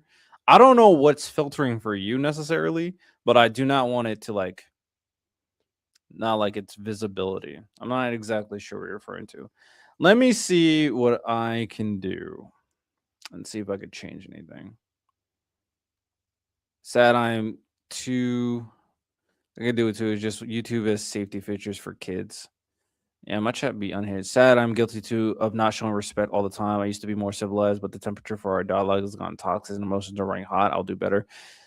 Yeah, I try to make distinctions because I engage in conversation with people who voted for Trump. And I'm always like respectful to these people. I don't hate people who voted for Trump because I understand some of the rationale that put them there. And I personally learned a extremely valuable lesson because I usually come at things in a very logical, astute way in terms of like understanding the overall implications of decisions that are being made and the harm that is being caused. However, one thing that I watched the movie Disclosure Day. The one thing that Disclosure Day has taught me is arguably the best trait to bring humans together that like intuitively I probably knew this, but it never resonated as well as it did in Disclosure Day is empathy. Understanding where people are coming from emotionally. And it's not understanding here, it's understanding here. And I do think on like that level of like resonating with people's emotional like and moral foundations is extremely important. Now, with that said, I can never really reach the point of like perfect empathy because I just don't have that capacity. But I do think understanding that stuff is extremely important. And then another important thing for me that I will never change is if I think people are evil and bad, then the empathy is gone. I'm not Jesus Christ. I'm not forgiving everybody. Bad people, I think, should be treated like pieces of garbage. But I do think majority of people fall in the lines of like there's the capacity of like resonating with him empathetically or like logically. I think most people kind of fall under that threshold, so to speak. I disagree. I think Disclosure Day was fantastic. I disagree with you, Ro. I thought Disclosure Day was fantastic. I will defend that movie to the end. The message was perfect. It seems very hypocritical how the Trump administration claims to be the illegal immigrants while almost all their wives are illegal. Facts, bro. A lot of their wives are just tokens, man. Found a word that YouTube will let me use. Unalive. Okay, here's my point. If you had to unalive each dog one by one, would you still choose the human over the 1K dogs? No, probably not. If I had to do it individually, no. Like 1,000 dogs is a lot, bro. At that point, it's like you killing 1,000 things. It becomes a different type of like moral quandary where the life of the human is still more valuable, but like killing is killing. Like I said, I do think there should be a healthy balance of like appreciation of all life. Well, if I am going out my way and killing 1,000 things, that's insane. That's just insane. The time spent the like slow diminishment of like the value I have of like killing and taking a life because it's still a life. Like, nah, I wouldn't do that. One by one. No, that's crazy. I feel they are very unwell and manipulate people who think they're giving up too much to go back for sure. So why does your moral status change when you have to witness the unalivement? I can't use the actual. It's not witnessing the unalivement; it is doing the unalivement, and it's the moral status that is changing. It is not actually changing. The value of the lives individually are still there. However, we're adding additional factors that changes the equation, because the ultimate premise is that I don't completely diminish the life of animals, nor do I completely diminish the lives of plants. I've said that already. So they all have value. However, a dog's life individually will never, or an animal's life individually will never be as important as a human life. Well, once we're stacking on like another layer of you individually taking life, then we're kind of entering another moral status of like life taking. Taking life that many times can be very damaging to one in a if you believe in this essence, a person's soul, or it can diminish the value of how you appreciate life if you're just taking life after life after life after life after life. So at that point, it becomes very damaging potentially, taking out like 1,000 lives at that point. So the moral status doesn't change. The factors do change, which can change the moral context a little bit. So I'm just addressing your question directly. Nothing about like how my morals are changing here. I'm just addressing your questions very directly. The status of animal doesn't change whether you're watching it or not. Well, you said I'm doing it one by one. You're taking the life through when you choose the human, so it's a selfish. I mean, I don't know. I mean, everything you do in terms of this scenario is a selfish thing. I understand why you would utilize that term because you make it about you yourself individually and you not being faced with the moral quandary versus the absolutism of the moral implications in society as a whole. For me, I think regardless of the decision you make, it's always going to be selfish. So I don't really think the term has any inherent value in the conversation. I think it's a moral diminishment problem. It's a bottle of moral values that are kind of like uh, combating each other in this specific scenario. If this one huge liter bottle of like moral value that is one human life, and then we have a bunch of cups of moral value that is like an animal, 1,000 cups at that point, and like is attacking your kind of moral character, and it could be potentially damaging, whether it's damaging to you the overall like value that is that life in a society, or your own individual perception of the value inherently, or your own individual perception of life inherently, because again, these are all lives at the end of the day. So it's a complicated question. I understand why you're asking all these different layers. It could be bad faith to find some type of moral inconsistency, which I don't think you're going to find. Or it can be more inquisitive to understand this kind of threshold of like determining human value. I don't know. I don't know what you're trying to aim at, but it is what it is.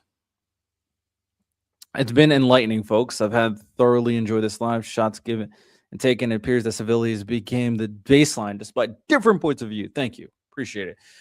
I think I'm about to wrap up as well. I do think some of these debates were awful. I will see if I go live. Well, will I go live tomorrow? I might go live tomorrow. We'll see. Depends if I can go live on the panel. I'm supposed to be on a debate panel tomorrow to talk about Iran, so we'll see how that plays out. I don't know how it will, but we shall see.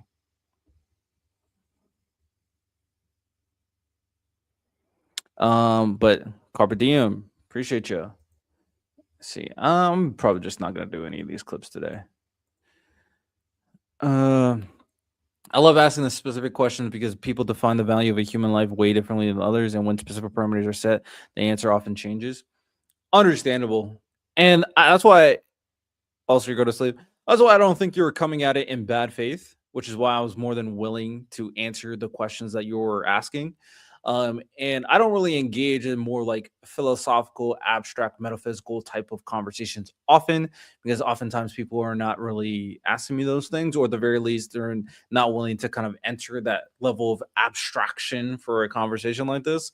I do think some of these things can be interesting, but sometimes these things can be so convoluted that thinking about them can hurt certain people's brains. But I do find them fascinating. With that said, ladies and gentlemen, I do appreciate everybody tuning into today's stream, fun stream for about 4 hours. I'll try to stream more often. I will have a debate panel tomorrow. Hopefully, I can figure out how to stream that without a problem. We will see. But tomorrow is a debate panel about Iran.